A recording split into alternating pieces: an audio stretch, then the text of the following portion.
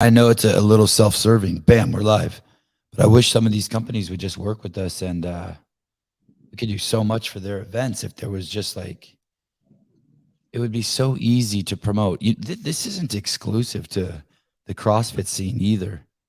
Um, yeah, I look at the PFL. I bet you if they just worked with us, we could have sold them 10,000 more. The Sevan Podcast alone could have sold them 10,000 more pay-per-views during the Kayla Harrison fight. I didn't even know it was happening, honestly. If they would have just worked with us for the last year. And what does work with us mean? They don't have to pay us anything. Just keep us in the loop or tell us who you want us to interview of your fighters. And we would have made you an extra $500,000 at $50 a pop, 10,000 more views. I'm trying to figure out my headphones here.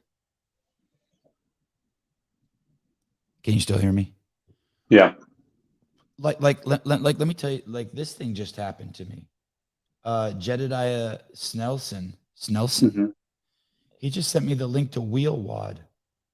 So, Oh yeah, I didn't even know that was happening either. That's this weekend. check this out. This shit is live right now. Like, how is someone not who works there? I mean, I know people are busy. It's like the other day, someone this is live right now on the Wheel Wad Games day one. Oh, I better pause that. I never know who hates me and is going to report me for promoting their shit. But the other day we had someone on the show, and before they came on the show, I think it was Paul Alcoby, and he said, "Hey, do you want me to promote this on my channels?" And I said, "Yeah." He said, "Do you have any content for me?" And I understand we don't have the resources. We barely have the resources to make this thing work like this. So we don't make promotional materials and send them out to people so that they can advertise for us that they're going to be on this podcast. But I'm just looking at this and I'm like, oh yeah, this is cool. We definitely could have gotten behind it. I mean, we will get behind it.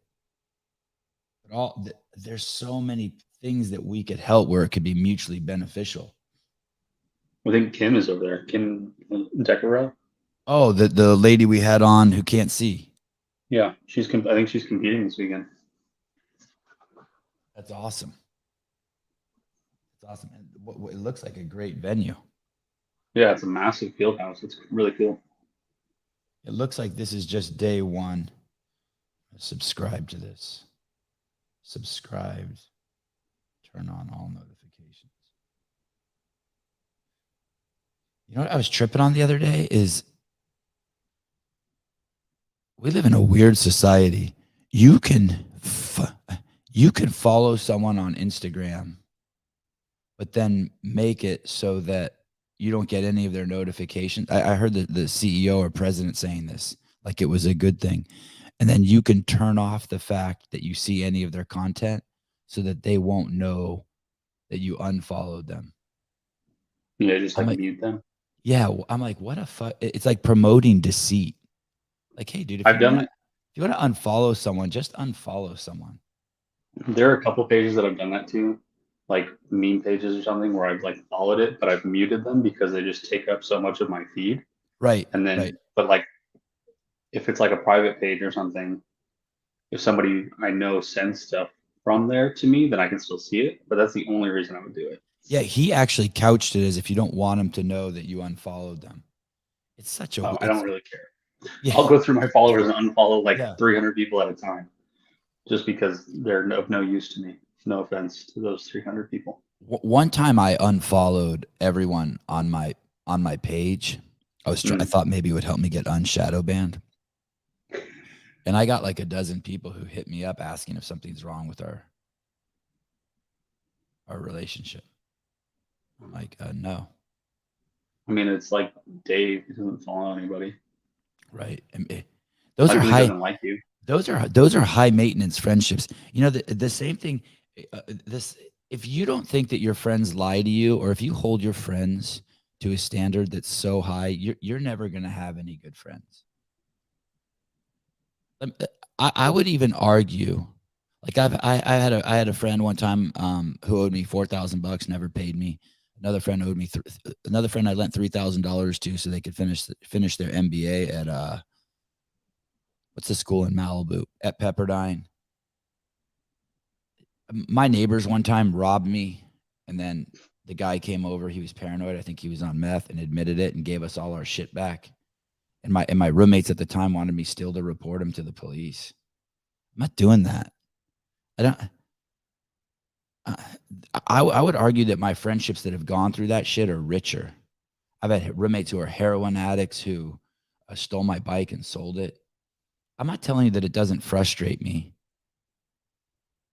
but those aren't things that would make me hate someone. It's the same with the Liver King thing. It's so interesting that Hiller made that entire video that to me clearly shows that what Hiller is saying is that, hey, this guy stood for something and walked the walk. And a lot of people saw him walking the walk, but because he wasn't perfect, you hate him. And or you resent him, or you think that some guy on the internet owed you something because of the expectations you put on him. And it's like, hey, you put those expectations on him. He never. Go ahead. I was watching that documentary that Jonah Hill put out. It's like Sputs or Stuts or something like that. And it's like a interview with his therapist. So this therapist he's had for like 5+ years basically like changed Jonah Hill's life or whatever. Uh-huh. But Jonah Hill started talking about that same thing where if you put your heroes on this pedestal or people you idolize on this pedestal of like perfection, and then they do something to wrong you or to put a like damper on your expectations, like now you're offended and you're mad at them. It's like, you did that. You're projecting your own expectations on somebody that you don't even know, but they're also just as human as you. It's so well said, and no one takes responsibility for the this isn't a pity party either. No one. No, I'm not hungover. I had one White Claw. My kids. You want to know something? My kids are absolutely the sickest they've been in the entire time I've owned them. Yeah, I said it. Own them. And you should return them. And it's been like 2 weeks. It's kind of crazy. They're coughing in a way that I've never heard any human being cough. And like croup or something. And then yesterday, I don't know if I got it or what, but I haven't been sleeping at all. Yeah, I slept 5 hours because we did the podcast. Yeah, the expectations we put on people are fucking nuts. Is that why you're in the guest house? No, I'm in the guest house because I'm doing my. Oh, look at that! Are you guys talking about the expectations of me being on time? No, but you know what that does bring me to? It's even like the fight. It's even like the fighters. Like look at Bellator in the UFC. We were just talking about just like ways that people could promote shit better. Like if I'm a fighter, and I apologize for dragging you into this, Dalton. Good morning.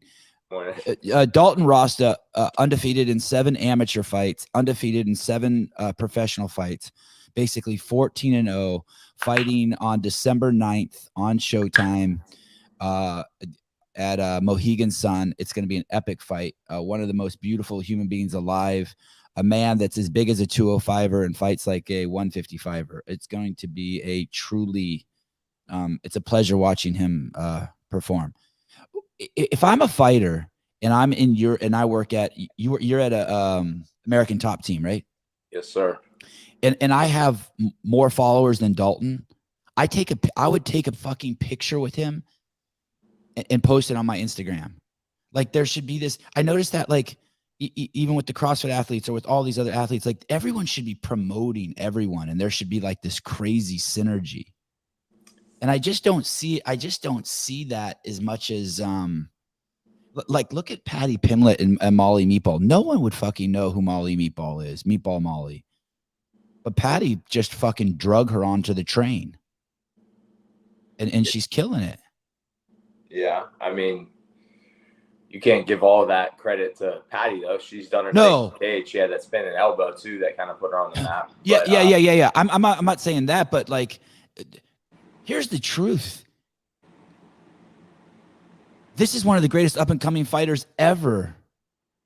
And no one's gonna know who you are until like it would be so much richer if you got on the Dalton Rosta train now, and there's people at his gym who know that.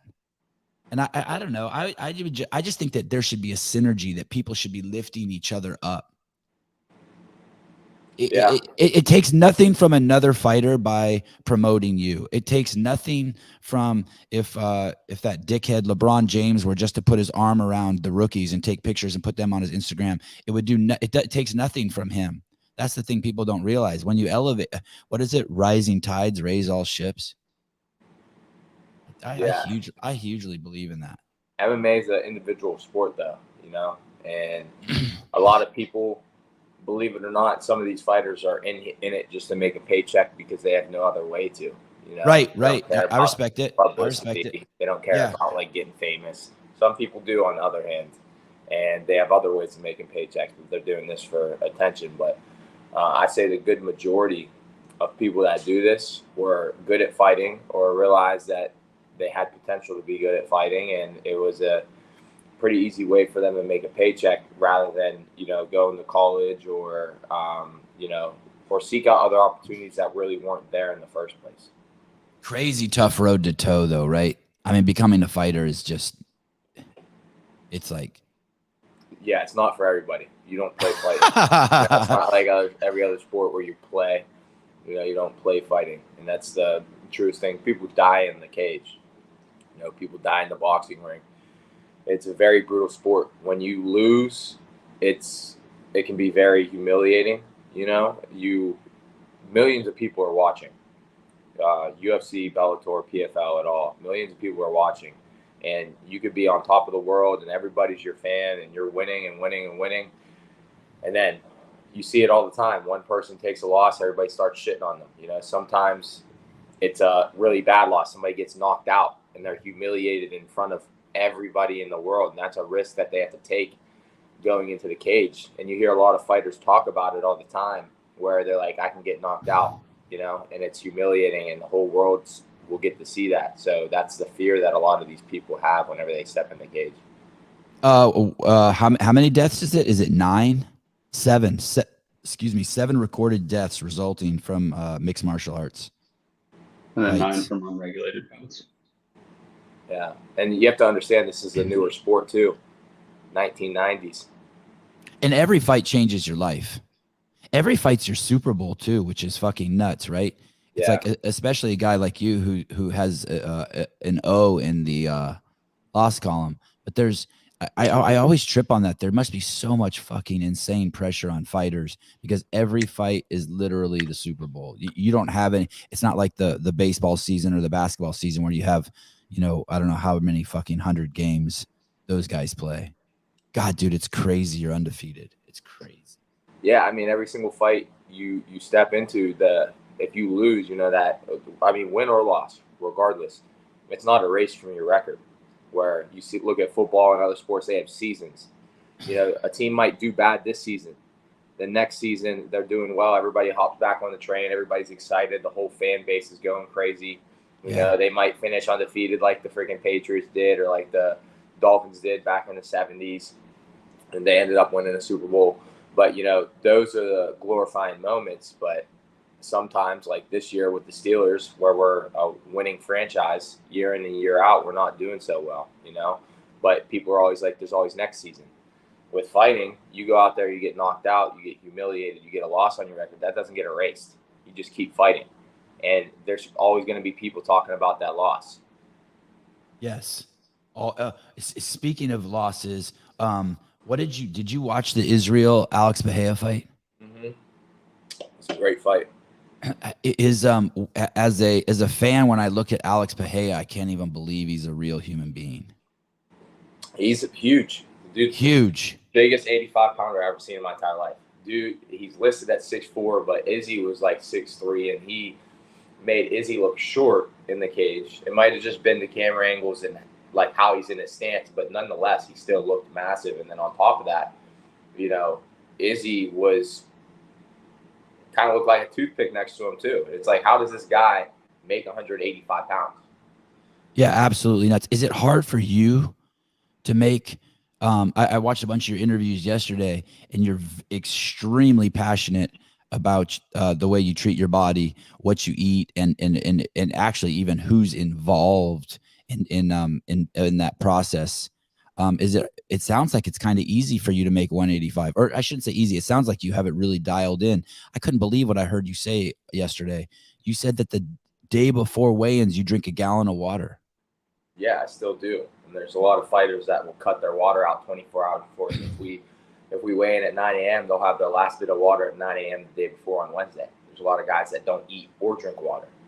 And I'm like, that's so bad for your body, not just because you're dehydrated. You're dehydrating yourself from the workout later at night and then go to sleep, or whether you're doing it the morning of to get the last few pounds off. You're dehydrating yourself by forcing the water out. But not only that, you're not consuming water for 24 hours. Right. It's terrible for your body. Same thing with the food, your insulin levels, everything else that involves. I mean, you're in a fasted state. There's obviously benefits to fasting, but whenever you're dehydrated and you're losing weight and you're not taking in any carbs or any food at all, you're destroying your hormones, you're destroying your body. And there's a lot of, like I said, nutritionists that I feel like are doing it wrong, and I'm not going to be their guinea pig. I have it dialed in, like you said.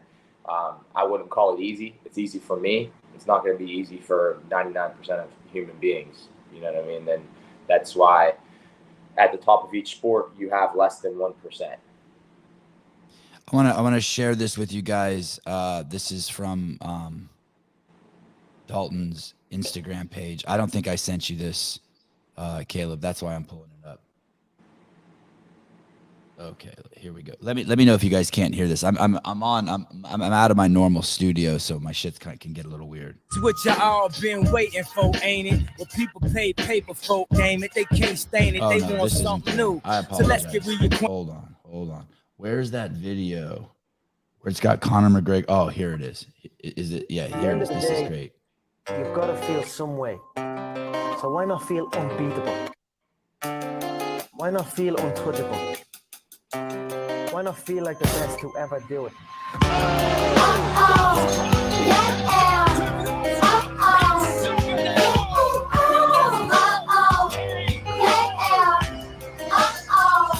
At the end of the day, This is such a good message. Is this when you heard him say all that, were you like, yeah, that's me? I'm going to embody that mindset when you heard Conor say that? If you're going to feel some way, why not just feel unbeatable? Yeah, I mean, so the person who made that video for me, his name's Jack Glickstein. Jack who?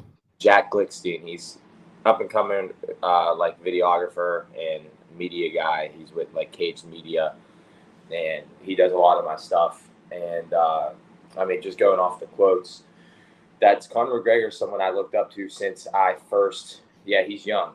He's still in college. He's about to graduate. And, That's the way you do it. Yeah, That's the way you do it. Long story short, the Conor McGregor quotes. I've been looking up to him since I started MMA. He changed the sport. He's done so many inspirational and motivational things to plenty of fighters. Regardless, all the other bullshit that he did aside, when he was on his way up before he got rich, he's super inspirational person, super good fighter. Made it out the mud. And I feel like that's kind of where I came from. And I started from the bottom, and I'm making my way up every day, every fight, one fight at a time. And there's a lot of his quotes and a lot of things that he said and have done that I can resonate with. Going back to the food thing, you talk about how you take tests to show yourself what foods you might be. I'm not sure what the exact word is, but intolerant to. Yeah. So let me clear that up. I haven't done it in a while.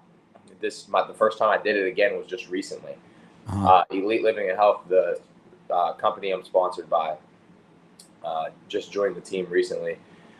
They ordered one for me. I had them order one for me as well as like other blood work, like your vitamin D levels, vitamin B, the whole like panel, your lipids, iron levels, hemoglobin. So I did all that to see everything, and I found out that I'm no longer intolerant or allergic to any foods really at all. Oh, wow. Which is interesting because last time I got it done, I was intolerant to almonds and cashews and peanuts. Like there was a lot of nuts on there that I was intolerant to. And What does that mean? They just cause excess inflammation? yeah, so when you eat these foods, they cause inflammation in the gut, which cause inflammation throughout your body, your joints, your muscles. It raises your cortisol levels, lower your HRV levels. There's several different things that happen in your body. It's a chain reaction of events whenever you eat these foods that you're intolerant to. And that's why I said whenever these nutritionists are creating these plans and these templates for these fighters, not just fighters, just regular everyday people.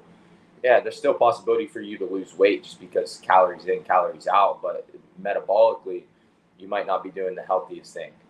General wellness, you might not be doing the healthiest thing. You can see your HRV tanking, you can see your resting heart rate rising, your respiratory rate rising, your sleep going to crap, just chronically inflamed, always hurt or sore or tired or whatever. And a lot of this comes down to they really don't know what I don't want to say they don't know what they're doing, but they don't know each person individually. So every single person is different. Every person is intolerant or allergic to different things, and you're given the same exact plan to every single person. And at the end of the day, you need to get that tested. You need their food allergies, their food intolerances. You need to see what carbs or what macros they burn. What are they burning their fats? Are they burning their carbs? So you can adjust their macros based on that. You should be using something, an Oura Ring, a Whoop. You watched my interviews. You heard me talk about all this. Something to track all your data and your statistics and your metrics to make sure what you're doing is actually working and improving their general wellness and their health, not just the scale. Why did you switch from we dog the Whoop a lot on this show just because they've had some issues with their 4.0 and they've had some misleading advertisements. But the way you're talking about it is it doesn't actually matter what the metrics are. It's just relative to each other. And if they did have your heartbeat wrong, all that matters is that it's consistent. But if it's consistently wrong, let's say it's off by 2 beats per minute all the time, you still see what direction it's going. Right. You know, you see an upward trend or a downward trend. Right. Why did you switch to the Ring from the Whoop? Yeah, I was just getting to that. The only reason I switched to the Ring, there was a few. I shouldn't say the only reason. There's a few reasons. The Whoop, you wear it on your wrist, but they have the bicep band. You can wear it on your waist. Everything now. Whenever I wear it on my bicep, always fly out of it. And I got the tightest fucking bicep band you can get. I got one that fit me perfectly, and I got a big one. Tried them all. Kept flying out during practice. If I wore it around my wrist under my glove, would always flip upside down. Never track my workouts. On top of all that, it would always break. I went through seven different Whoops. If I went into my nightstand drawer right now, a lot of them are the 3.0, but I had 2 4.0s before I finally just gave up. I have a crap ton of Whoops just sitting in there because they have to send me new ones all the time. And then I have to wait for a week and a half, 2 weeks before I get it. Sometimes it was right before the fight, so I wasn't able to track my calories and my recovery for the last couple of weeks of my fight, which bothered me. So I got frustrated with a lot. I actually canceled my membership like twice, and then I went back to it because I tried like the Halo by Amazon, and it wasn't as good. So then I went back to it. And then after I stopped using it the last time, I got an 8 sleep, and that tracks your HRV and your resting heart rate, but I don't feel like it's as accurate, at least the HRV part of it. So I got the Oura Ring. On top of that, the Whoop, $30 a month. Unless there's packages you can do 12 months at a time, 18 months at a time, which make it cheaper. But this $300 for the Ring, and then you get the first 6 months free. And after that, it's like $5 or $6 a month, which it sounds like I'm promoting this shit, which I'm not. I'm not sponsored by them. I could care less who uses which, but for me, this made more sense. I think it's able to take more damage, handle a lot more. It's a little bit more durable. You'll wear that under your gloves during training? Yes, I do. And the only thing I wouldn't advise doing is lifting with it on, because I lifted with it on and I wasn't thinking at all. I didn't think ahead. I was kind of being stupid. but I got scratches and scuffs and everything all over the bottom from when I was doing pull-ups and shit with it on, and it got all jacked up on the bottom, which nobody could see. You can only see the top, but it still bothers me. You know what I mean? So yeah, so between the functionality of it, the fact that the Whoop kept breaking all the time, and then this is cheaper over time. The first year you end up spending $30 a month if you break it down, the ring plus the membership, and then every year after that it's like $5 or $6 a month compared to 30 or 24 or whatever, based on what deal you do at Whoop. So it's saving me a lot of money as well. But I will say one thing before you take back over. This is not as accurate with my workouts by far. Like it won't be able to track my heart rate over a certain amount. Like whenever I reach, my heart rate reaches so high, it'll just stop tracking. It'll be like dots and it'll say no data. And then like sometimes like my workouts where I know for sure I reached max heart rate, just because of the laugh, I'm not able to breathe, you know, I'm not able to talk, you know, I'm gasping for air, bent over, can't, and I mean, I'm a fit athlete, you know, I'm in really good shape. Whenever I get to that point, I'm like, okay, yeah, I'm at max heart rate. I'm definitely in the anaerobic threshold. It'll say my heart rate was like 130. So I'm like, okay, where I had problems with that with the Whoop a little bit, but at least the Whoop would say it was like 175 and not 130. You know what I mean? Yeah. Listen. Last night I had a White Claw. I do not drink White Claws. You watch your mouth, girl. Let me tell you something. I'm in Newport Beach at the California Hormones house, and there was one in the fridge, and I drank it. Don't get it twisted. I haven't had a White Claw in this is what I drink forever. Lit. Is that caffeine? Yeah. Are you training soon here, right after the podcast? Yeah, I train at 11 o'clock. I usually drink it 30 minutes before, but I've only been doing like one energy drink a day now instead of like 2 or 3 like I usually do. Yeah. So I drink it whenever I feel like in the morning, and then I don't touch anything for the rest of the day.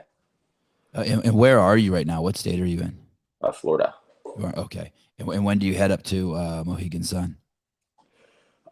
Monday night. I arrived at like 11 p.m. I was supposed to, they had me leaving at like 7 a.m., but all my teammates were leaving at 2, and they got to train in the morning and I didn't, and my coach isn't going to be there till Wednesday. So I was like, I'm going to be fucked on the weight cut. So I asked them to switch it, and they did.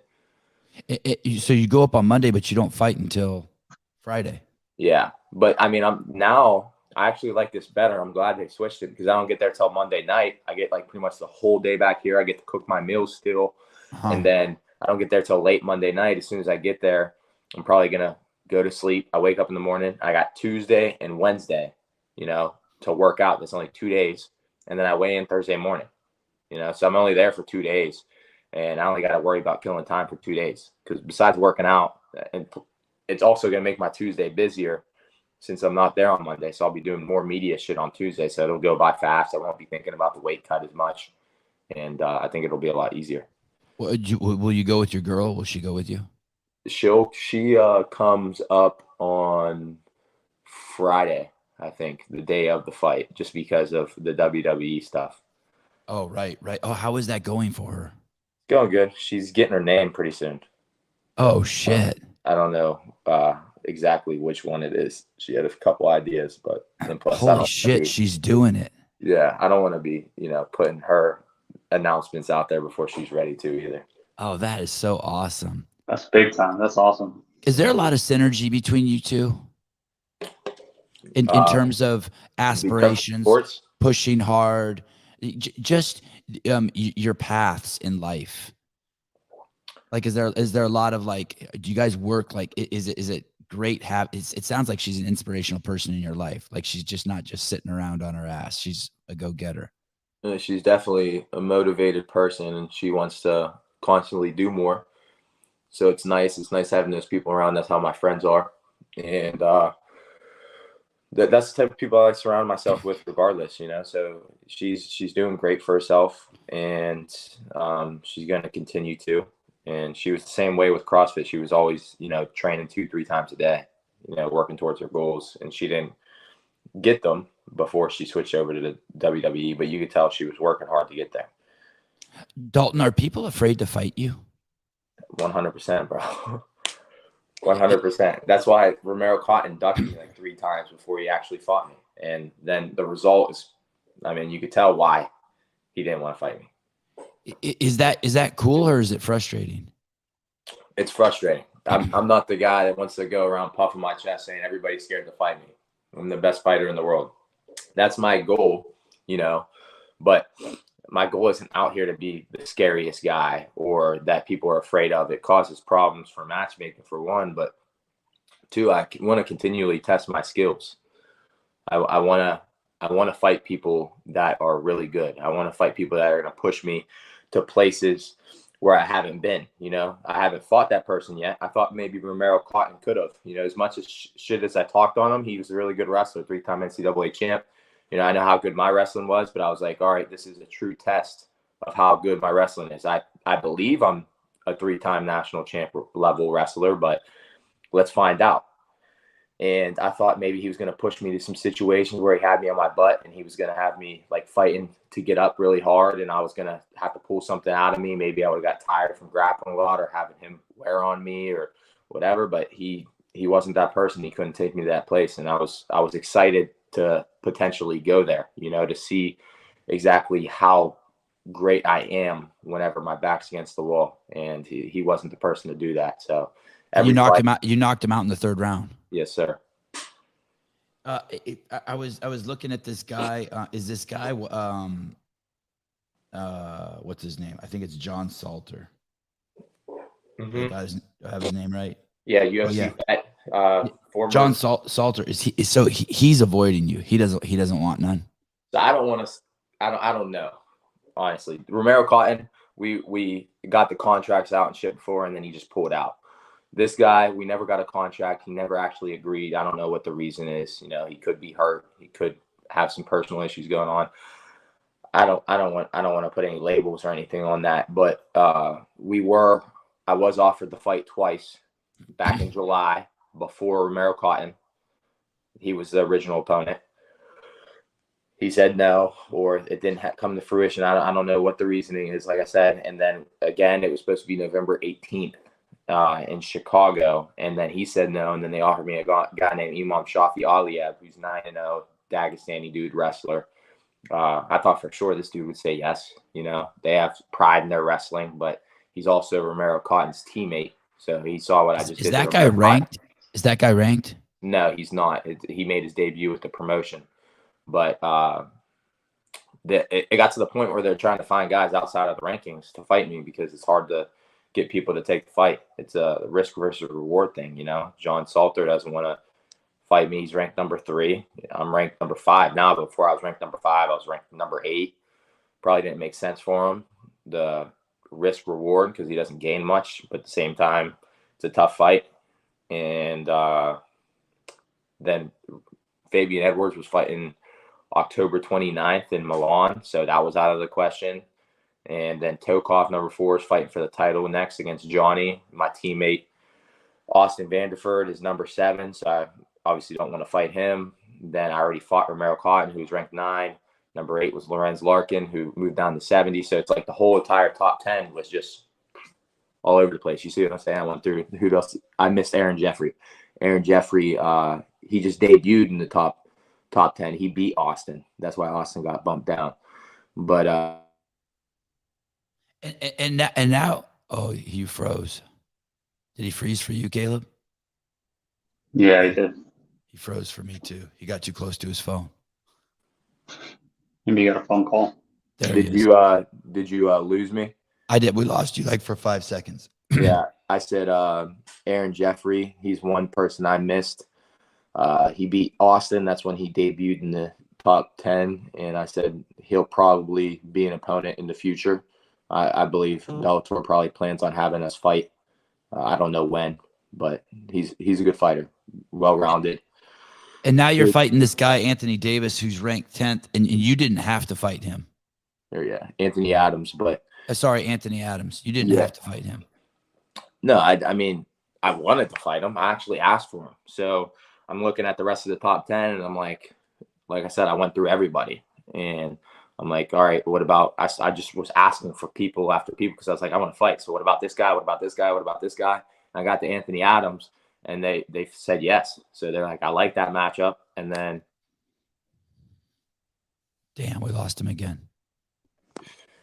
Uh, His mom's calling. Is that your mom? No, that was one of the guys with Bellator, but I'll call him right back. He's got a business proposal already. Yeah. You guys see me now? Yeah. Yeah. Yeah, he called again. Don't be surprised if he does. I'll call him back after. He's power calling. He wants to take you to breakfast. Yeah. But hey, so if we were to ask the people of Bellator, hey, is it easy working with Dalton Rosta? They'd be like, oh. let me put this in do not disturb. Hey, do you want to answer it? Answer it, and then come back and tell us what he said. How about that? I'll just wait until after. Who knows how long that call is going to be? All right. And so there's a little bit of a risk for you fighting this. But let me go back to that other question. If we were to ask the people of Bellator, is it cool working with Dalton Rosta? They'd be like, dude, the easiest. We just put someone in front of him and he'll beat their ass.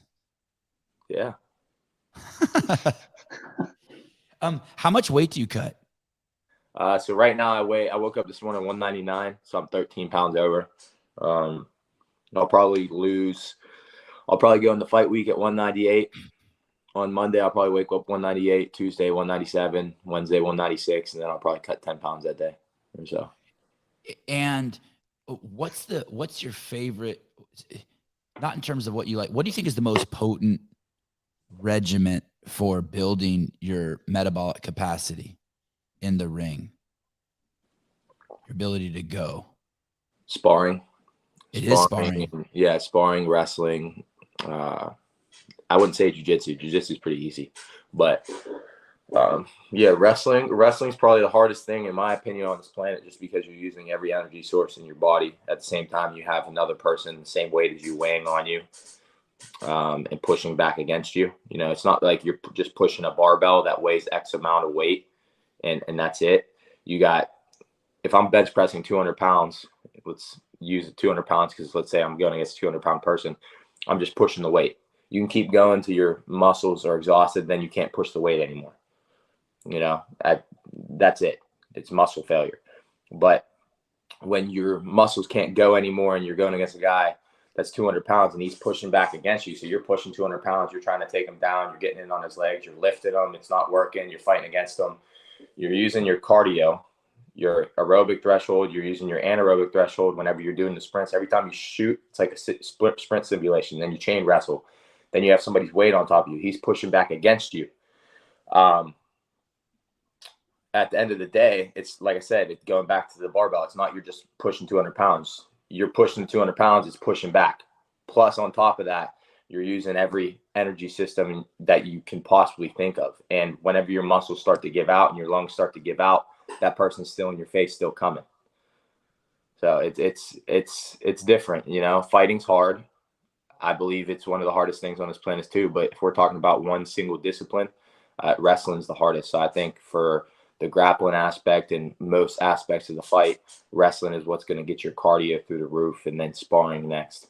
So you love that Shark Tank shit. You love having 5 fresh dudes just come in and just push you into the pain cave. Yeah, it's good. It's a good feeling after, but during, you know, once you get to that third person, yeah. Once you get that third person, you really get pushed to dark places. You know what I mean? It's bad. What about non sport specific training? Is there, like, if you didn't have guys to play with, is there something else like sprints mixed with the rower or ground to overhead, you know, 75-pound barbell, you know, for as many times as you can in a minute with the 30-second rest? Like, is there anything that you do that's outside of that? Like, if you were just training and you didn't have any dudes to train with, what would you do to build your capacity, aerobic capacity? So the sprints, I would do everything plays a part. So I would do a little bit of sprints, which I do now. I still do it. It's supplemental to my training. I do it on top of it. I do sprints like once a week right now. I jog distance like twice a week. You know, not just building my aerobic capacity, it's already there from training, but building my endurance in my legs to continue moving my feet and bouncing my feet and moving around when I get tired, because my legs are going to get heavy during the fight. I still need to be able to move out of the away of punches, kicks. Still need to have my footwork. On on top of that, to really get my lungs and my muscles and everything, build up the lactic acid and, you know, work through that and work through like the anaerobic threshold all at the same time, I do a circuit. So I usually, if I have somebody with me, I can have them help grapple with me, like through spurts throughout the round. Or I've done this too back home where I'll have somebody drive my car where they just steer the steering wheel and we have it in neutral and I'm pushing it. I start off with like a minute push. We're on a timer and I push it and we'll push it around the parking lot and we do a turn because it's harder to get it through the turn. When it's turning, you start getting resistance. And I'll push it around the turn, do a full loop. It usually takes a minute and a half. At least that's what I try to do because I try to make it close to 5 minutes, a little bit over. And then as camp goes along, I try to improve my times to make it at 5 minutes or under. And that's how. Shit, car pushing, sled push. It's crazy how hard these guys have. Like a torque tank. So right after that, I'll go to something else. I'll have a circuit set up where maybe I'll go to a ladder drill where, like I was just talking about, having my feet heavy. So my legs will be exhausted, and right away I'll jump on the ladder, do like 2 or 3 ladder drills as fast as I can, back and forth. Right after that, maybe I go straight into a sprint. Right after the sprint, maybe at the end of the sprint, I have a heavy bag set on the ground, 100-pound heavy bag, 150, whatever it is. And I pick it up. I do like 10 returns each side. So 20 total. Right after I return it the last time, as if we're in a fight, I get on top, you know, ground and pound with elbows as hard and as fast as I can. Then maybe I have, if there's a heavy bag hanging somewhere near, if we're doing this outside, obviously this isn't realistic. I'll have somebody holding pads for me, the same person. And then we'll hit pads as hard as we can for like a minute. Right after that, same thing, either like another sprint, or we'll go back to ground and pound, or we'll have like bands, resistant bands set up, wrapped around something, and I'll just punch as hard as I can, and then finish in a sprint. Right after the sprint, do some medicine ball tosses right behind my head, sprint to it, boom, sprint to it, and just mix stuff up like that. That's just one example. I do it several different ways. If I do it in the gym, I'll start on the Versa Climber and do a 30-second pre-exhaust. Yeah, 30-second pre-exhaust as hard and as fast as I can. Right after that, go immediately to the bag, and I'll do 30 seconds on the bag. So this is the only thing about when I do it this way. You're setting the time. So you can only improve your time so much. There's parts where you can improve the time, but there's set times on certain things. So I'll go 30 seconds on the bag. Then right after that, then I'll go to the 10 bag returns on each side, so 20 total. Then I'll go to the ground and pound, which is 15 to 30 seconds as well. Then right after that, I'll set a certain amount of calories or distance on the Aerodyne bike, and I'll do that. So that's where my time can improve as well, that the bag returns and that. And then I'll go to medicine ball slams with a sprawl. I'll do 10 to 15 to 20, whatever I come up with for the whole circuit. And I can improve my time there. And then I'll do the 360 machine, which is, it has 2 bars that are hydraulically controlled coming out of the platform. You punch, you grab the handles, you punch as fast as you can. I'll do like 50 punches on there. You can improve your time a little bit on there. Then I'll go back to the bag, and I'll have a certain amount of, or certain combos that I'm going to throw during the fight set up on the bag. And I'll say, all right, I'm doing this combos 10 times as fast and as hard as I can. Then do that, and then maybe I'll go back to the ground and pound. And like for my last fight with Maricot, and I was holding a medicine ball, and I was starting on the ground on my back and then getting up, and I kept getting up like 10 times. And then I would finish in like a sprint or something again. So that's examples of that. And then if I got a grappling partner, sometimes I'll hit pads with my coach. I'll have a boxing coach there. I'll have a kickboxing coach, and I'll hit normal MMA shit with my kickboxing coach. And then I'll go straight to my grappling partner where they're fresh. I was just hitting pads, and we'll go to a grappling position, situational, like double leg against the wall, or maybe they take me down and I have to work up, or I'm in a bad position I got to work out of and then work up. And then as soon as I work up, boom, back on the pads. Maybe this time I'm with my boxing coach, and then back to grappling. And then they'll have a bag set up where I go to ground and pound, and I'll start ground and pound, and then back to my kickboxing coach, and back to grappling.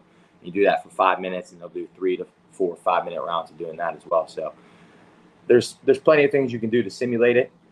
and plenty of things you could do to like push your body to absolute max, VO2 max, and really not have much rest in between. Because with this sport, you want to go to absolute exhaustion, because in the fight, there's going to be points where somebody's throwing punches at you and kicks at you and you're absolutely exhausted. You still need to be able to move and push through it.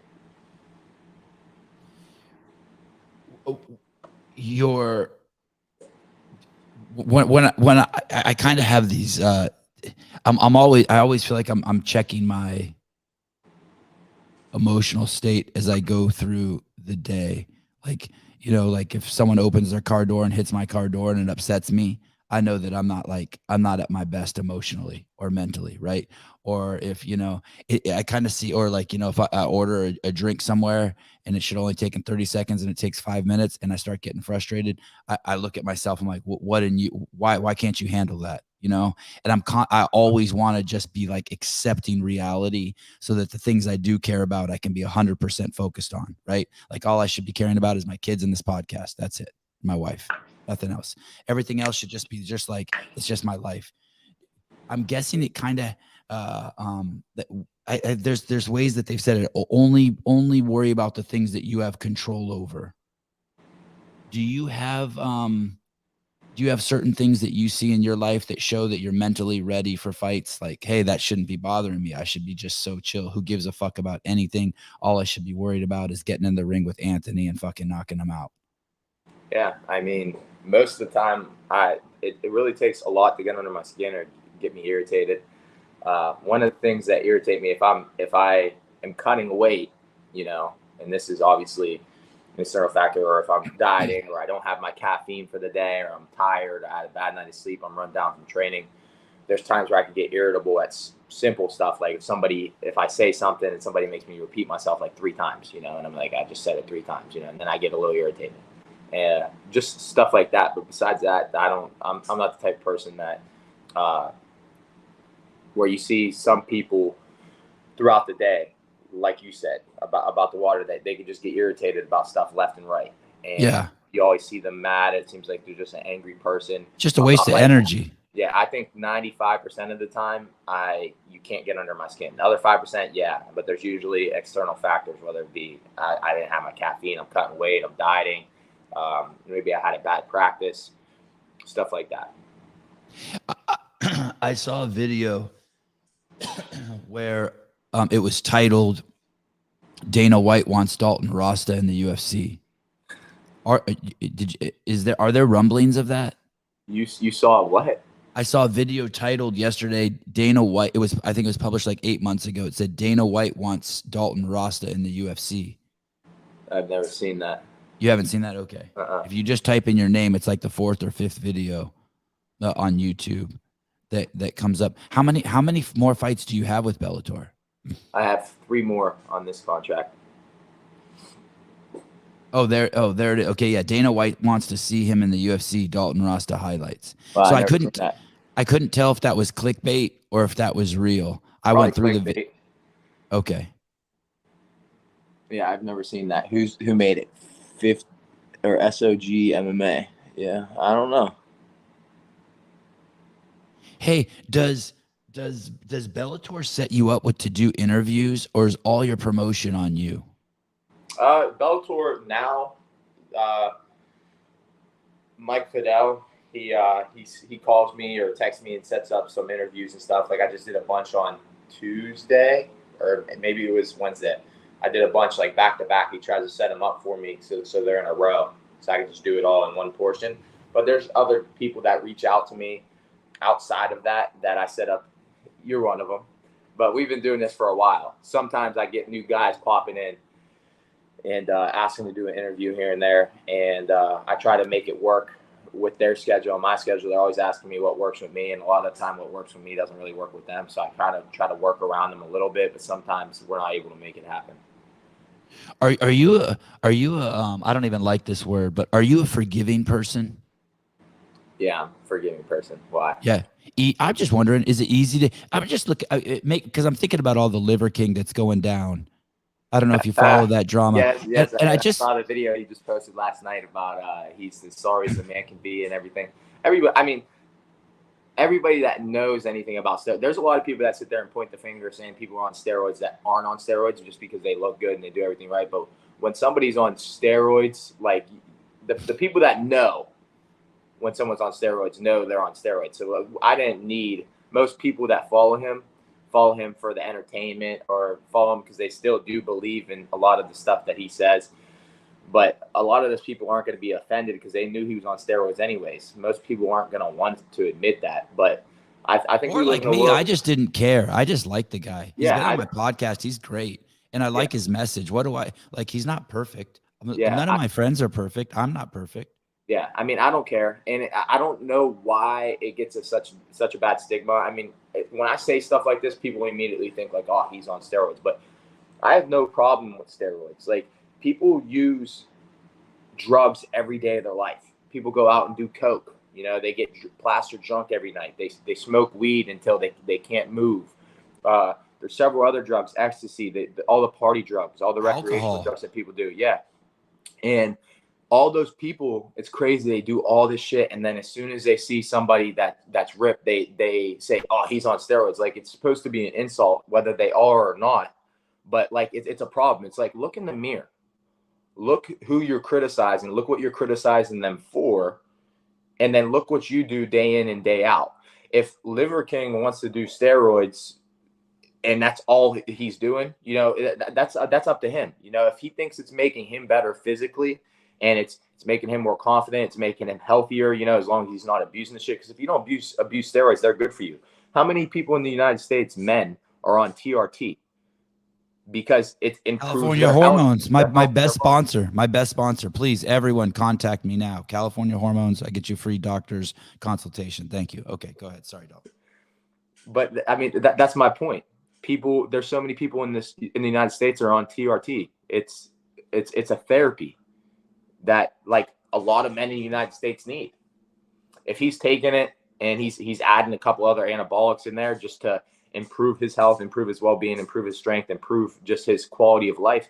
That's what they do. If people actually did research into drugs that they do, whether it's the drugs that they do recreationally or the drugs that they despise, like steroids, because a lot of people despise steroids whenever they're the ones smoking weed and doing all those drugs I told you about already, which I don't understand, because 9 times out of 10, if you're not abusing them, they make you a better version of yourself.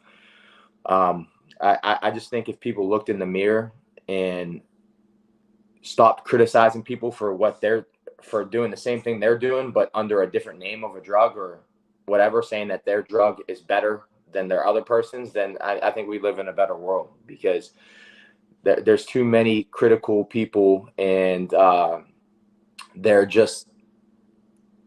hypocrites at the end of the day.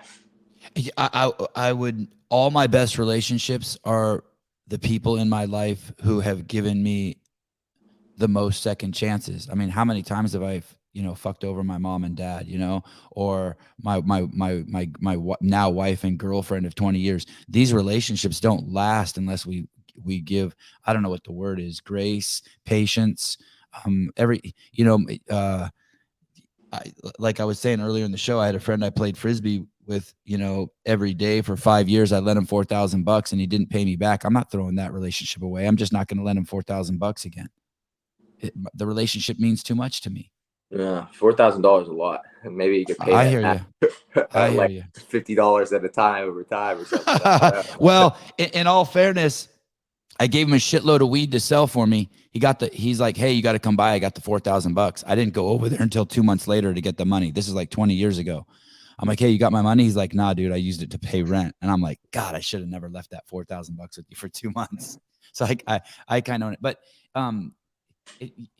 like what Allison says here, just allow people to be human. They're not hurting you.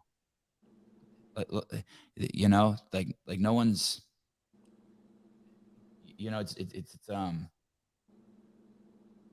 it's like, I love those stories where someone gets into a car accident with someone and it's the other person's fault, but the person it's not their fault gets out of the car and walks over and checks on the other person. You okay? Don't worry. Chill. It's cool. Justin Nunley had that happen to him. Yeah, exactly. We got insurance. Don't worry. It's going to work out. Like, you can add peace to this world. You don't gotta, as I say to Dalton, who's going to knock some guy out on Friday. You want to get that, I heard you say that you really want to finish fights, and this guy you're gonna fight, he's had 10 fights go to decisions. Mm-hmm. What is that? Does that mean he's gonna be running from you? He's a cautious fighter. Like I said in other interviews, I don't doubt he has knockout power. We're in the 185-pound division, and we're wearing 4-ounce gloves.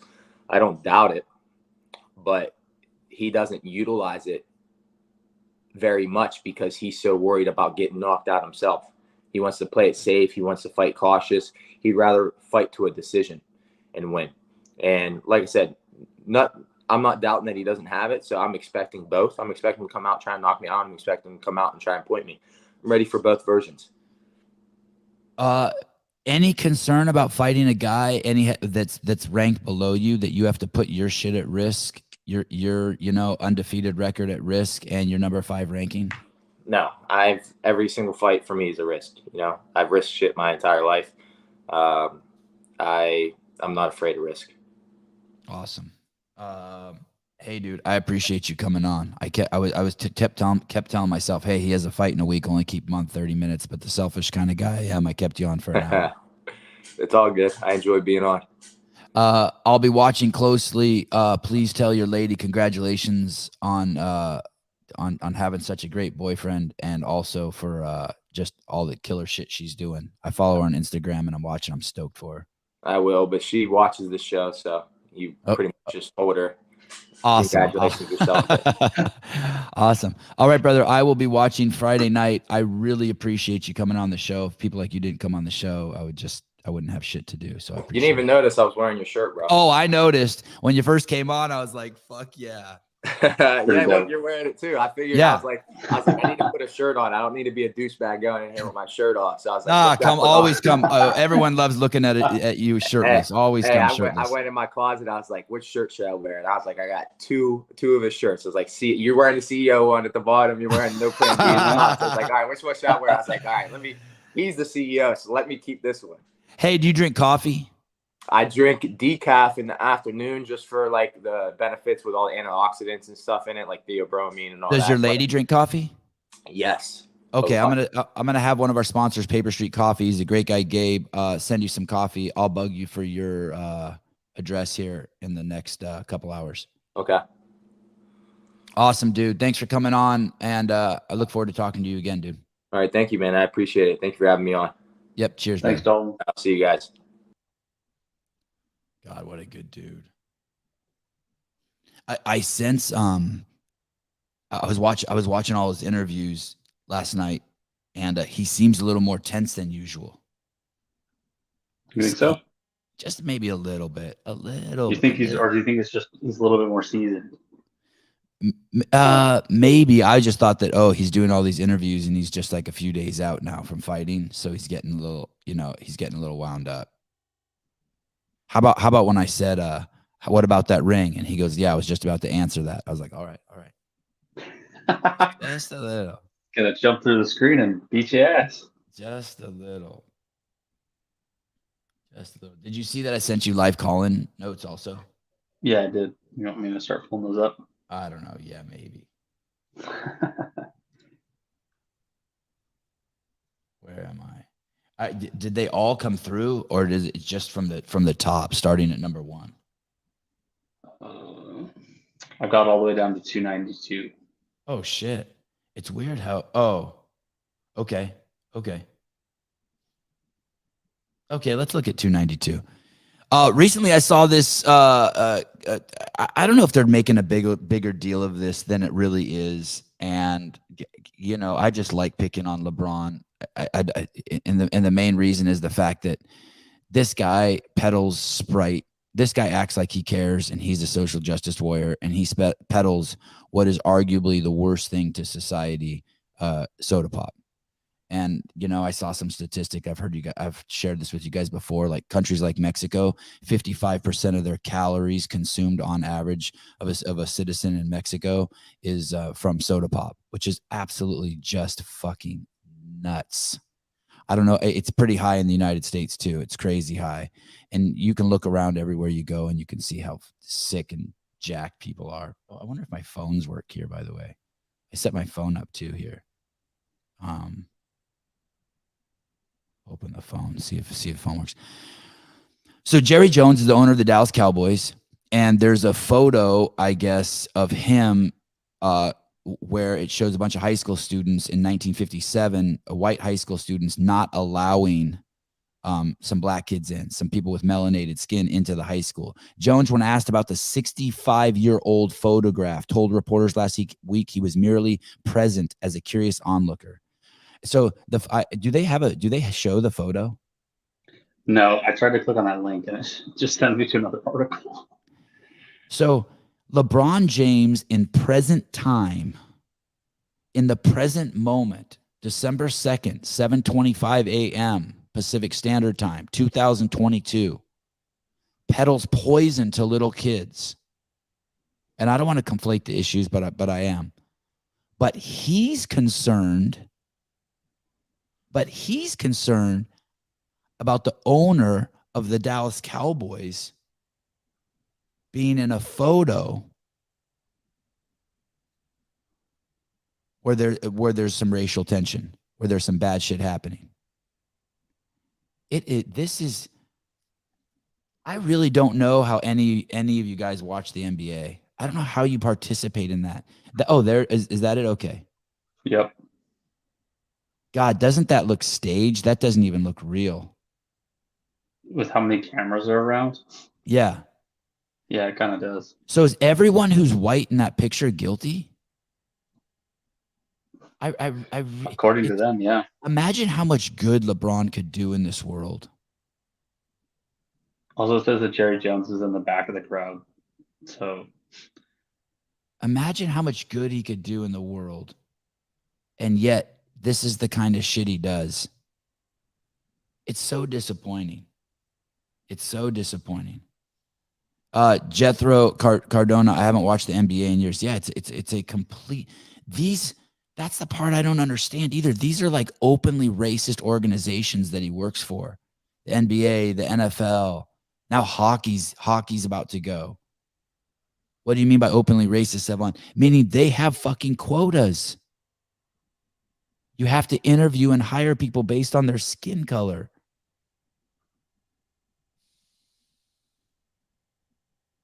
Yeah, here's another one. Yet they're okay with Biden.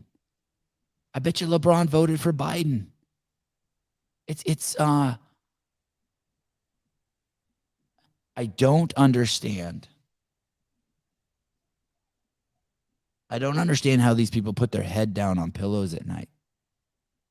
Jeremy Eat World, same Mr. Cardona, it's a joke. Hey, I want to tell you this. I promise you. 99 out of 100 people who stop watching the NBA or the NFL, their lives get better.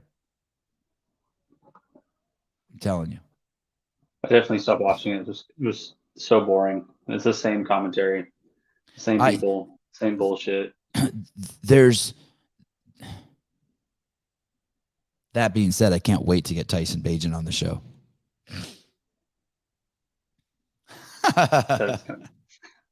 It's one of the only people. Yeah, if you don't understand that Biden is an old racist bastard, I know, it's nuts. The whole entire Democratic Party. Maybe it's cool. Maybe people are cool with them because they're openly racist. And that's why. It makes it easier for them to be racist when they know that he's racist. Anyway, as they say on the internet, we expect better from you, LeBron, as they say on the internet. I'm going to distance myself from LeBron now. Could you I saw like a week ago that it's just crazy what's happening in the city of San Francisco. I'm looking at number 291. Some of the crazy things that are happening is they have a universal income payment plan there in San Francisco. So basically all that means is that certain residents get money every single month from the city of San Francisco, but you have to fall into a certain demographic. You have to, I think, be a black woman with a child, an Pacific Islander woman with a child, which to me is the same as black. It's just melanated skin. Obviously, they won't give it to Indians, even though they have melanated skin too, but they're the highest paid demographic in the United States at $100,000 a year. So they won't get it, even though they have darker skin than probably the Islanders and most African Americans. And then, so that's one of the crazy things that's going on. Oh, and transgender. There's a program for transgender people now to get universal income. So if you, I don't even know what the definition of transgender is. I don't know if you have to cut your cock off or cut your tits off, or you could just say you're the opposite sex, but they also get just money for being who they are based on some prejudice or racist or discriminatory class. And by the way, that only weakens people to do that. And then I saw Joe Rogan posted a couple weeks ago that they were trying to pass a law allowing experimental robots to kill people on the streets of San Francisco. And it sounds like that law passed. Yeah, I saw that too. And so they're going to experiment with, I guess, armed robots on the streets of San Francisco. But this is also crazy. And please share this with one of your fucking liberal friends. And I know that their comeback's going to be, well, it's the same on the conservative side. Well, then just be like, just show us. Then that's fine. I'm okay with being on the corruption being on both sides. 300 health department employees with secret side gigs come forward after scandal. Basically, there's 300 people, and it's important that people don't have side gigs who are working in your city's health department. Is it pretty obvious why? Because you don't want someone being the czar of fucking COVID in your health department who also is taking money from Pfizer. You get that, right? It's the same reason why you don't want a president of the United States cheating on their wife, because then if someone figures that out in another country, they can leverage that to manipulate your government, because they can basically, what's that called? Extort, manipulate, blackmail your president. By the way, that's another reason why forgiveness is so important. Would you rather have your president of your country who cheated on his wife come out and say, I did it? Or would you rather have him keep it and we all forgive him? Which is stupid. You shouldn't even hold it against him anyway. Maybe question some of his tactics, I guess. Or would you rather have him be scared and intimidated by the mob that it's going to get out and that his wife's going to leave him, and then fucking Moscow is fucking leveraging that because they have footage of him banging a bunch of whores? I see what you're saying. You lean into it. Is Hiller in the comments? Oh, Andrew Hiller. Looks like. Let's see. I wanted to ask Andrew something. Let me see if I can get Andrew on here. Andrew Hiller. He says he went to bed early last night. I don't believe it, because I called him like at 8:30. But I don't think he really did. I think that, like, I have this theory, and totally wrong, complete speculation. But I think that his wife was like, hey, you're spending too much time with your YouTube and with Sevan. Because I call him a lot. I bug the shit out of him. I feel like she's pretty busy too. Kind of a mutual. So it wouldn't be the first time. Pure speculation. I think Alexis likes me, but I'm speculating that she's a little Andrew, hi. Hey. Andrew, is Alexis jealous of me at all? Echo. Okay, I fixed it. What's up? I doubt Alexis did that. Well, we'll see. We'll get to the bottom of this. This is just Go ahead. pure speculation. I have no data points. She's always been great to me. Is Alexis trying to come between me and you? Wait a minute. Wouldn't the question be, aren't you trying to come between Alexis and I? You say tomato, I say tomato, whatever. Why? I don't think so. No. I only have one data point. Usually I can call you 24 hours a day and get you. Oh, it's because you called me last night and didn't pick up. I woke up this morning at 4:00 so that I could work out. So I needed to go to bed a little earlier than normal. I thought you were on date night. I was like, oh my God, Alexis is coming in between me and Hiller. No, well, we did go out to dinner last night. We got sushi. Aha! But we were home at 9:30, I believe. And then we went right to bed. Do you have any plans on moving to San Francisco? Not San Francisco. Go told ahead. her I want to go to Newport though because it's so. You're there right now. Yeah, it's nice. I there. am. It's cold. This isn't the What's Newport that cold we look were at like? last time. It's cold. It's not as cold as it is here. It's probably 68 Probably so degrees cold. outside right now.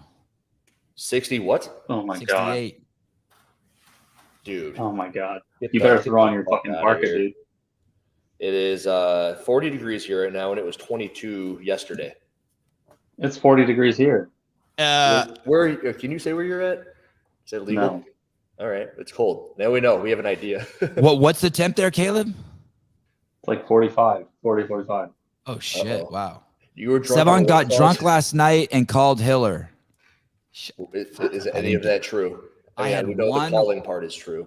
I had one White Claw, my first White Claw, probably, I don't know, a year, 6 months. I went live just completely randomly. I'm like, I'm gonna do this fucking live, When? and just now. Oh shit! And then I was like, Asshole! Uh-oh. I was live. No, I was like, uh-oh. Everyone in the comment section was like, wait a minute, what do we do? I was like, oh no, what have I done? Like, shit, he's gonna be pissed. I wanted to. I know this isn't a HillerFit review show, but it was kind of getting under my skin a bit. Could you pull up the his most recent video with Katrin? And I'll try to stay calm while I do this. His Hiller's most recent video with Katrin. And by the way, you're getting so good. They're getting deep. You're getting deep. Yeah, when I did the whole intro into that Katrin video, I didn't even know where it came from. I really try to pull from my affiliate experience, which is what I did with that. It's just conversations I've had with members. But I think that I think the premise of this video isn't. I think the premise of this entire video is it's the Liver King stood for something. So I'm going to use Noble as an example. I heard, and I don't know if this is true, but I heard Noble had the name Noble, but they didn't know what they were going to sell. I think that's part of their origin story. They're like, oh, we came up with this really cool name for a company, Noble. What should we sell? That's not, or like the slogan that you point up in the Toys R Us slogan is, we want to be the greatest children's brand. Like these aren't mission statements. Like it's more profound to say, if you were a prostitute, I want to be the greatest person who gives blowjobs in the world. At least then you have some goal, and then the rest. It's like what Greg used to always say. Like, but even with that, how do you put that into context? Like, what are you comparing them to? Like, how do you? Is that what you're saying? Like, if you say you want to be the I'm saying that toy company, like, how do you know that you're that? Well, yeah, like. I want to be the greatest football player who ever lived, and then the money comes. I want to chase excellence in my profession, and then so Hiller King, Liver Kings. That's not bad. That's not bad. Hey, that is my dad you're talking about. Careful.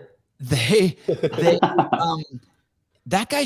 The premise of this video is that he stood for something, and then from there he built stuff around to show that he stood for it. He stood. Anyone who knows his origin story is he had 2 kids with severe autoimmune diseases. One of them almost died. And they say that on your show. Yes. And people who've known him historically have talked about this. And basically he changed his entire lifestyle so that he his whole regimen and lifestyle so that he could save his child. And then from there, he was able to make a living from it. He made the supplements he wanted to take. He made the supplements he wanted his kids to take. He started living a lifestyle, and he turned his kids' autoimmune disease around. This is good, as I got something to build off of with this. Keep going. And so you show that he has 1.7 million followers, and they follow him because of whatever reason. But for him, it's because he has something he believes in. Meanwhile, you have Katrin, who chased excellence of being the best CrossFitter in the world, and she got her followers. We know what each of them stands for. But the crazy part is that you can go to these people's websites or links, and you see that they have these long paragraphs talking about women's empowerment, or they have these commercials that talk about how great the Whoop is, or that they love Monster Energy drink. This isn't standing for anything. Dude, you nailed it. Noble had the name before the company. What do we want to do with it? Yeah. Katrin had their accolades. What do I want to do with it? So Liver King has the message. How do I purvey it? So if Toys R Us had a real good mission statement, it would be like, we want to sell toys that break quickly so that people will keep buying them. There's the mission. We want to sell toys that will allow parents to have sex and keep their kids busy. Like that. Now you have an actual, but you want to make the greatest brand. It's like hearing a 14-year-old say, I want to be an influencer. Is that why they went bankrupt? Toys R Us? I don't know. No, They weren't Amazon. doing a good enough job making the parents fuck. Yeah, right. Amazon. The toys were Amazon. breaking so quick that it happened in the middle of it, and it pissed off so many parents they didn't go back. No, Hey, that already it's broken. You have to guess toy sales are going to plummet since we're in a kind of a population collapse also. Do kids even need toys anymore? Or do they just have iPads? iPads. I had this giant like trunk full of Power Rangers, and then I gave them to my cousin when I got to be like 12 years old, and he loved them. It was huge, all plastic, all expensive, all breaking. So yeah, You could probably sell them on eBay now and could have been rich. yeah. I don't know what Is he's eBay got 'em. He's got around? 'em. Yeah, eBay's around. Okay, can you pull up that again and go to the comments? And what's crazy to me is how many people missed that point of your video. Like that's the entire premise of the video. I pinned this one because I liked it because it's very similar. John Salazar, I think it boils down to similar things as Chris Hemsworth's fitness app. Deceptive marketing is unethical. I don't feel bad for this guy. His whole marketing plan is based on selling the idea. If you work out hard, follow his tenets, you can look like him. By the way, I don't think it's a stretch that you thought that, but I didn't think that, and I never heard him say that. So but you also need to know where he's coming from, which you would only pick up if you watch the podcast you had done with him, which is where he brings up his kids' autoimmune issues and the fact that his lifestyle helped save his child. Right. Well, and then so why are these people commenting on YouTube from that one? Anyway, he will get no. Dude, I just made a video on the Noble stuff today about how there was literally a thumbnail on an Instagram thing that said, "We're going to cover your open registration." They had to take it down, change the thumbnail saying, "We meant $25 voucher. All you had to do is read one more line." And it's because that's what people do. They don't look into it at all. And like I feed off of it. It's awesome. And like they were stupid for messing up. You would figure that somebody over there would have thought about that, being however many $1 million company they are. But that's the world we live in. Yeah. Man, they're a mess.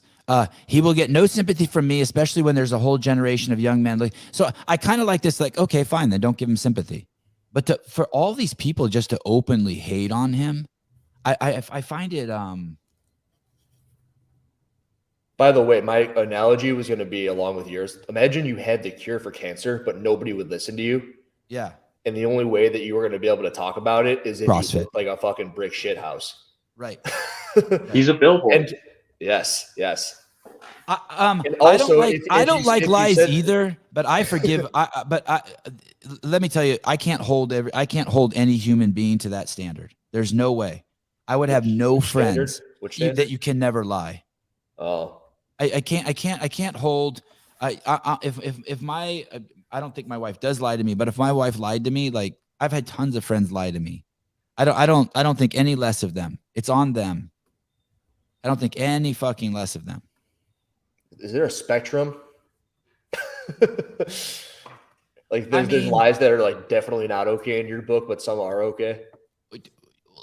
How about this? Someone tells you they're on the pill and they're not, and you get them pregnant. That's on the bad end of the spectrum.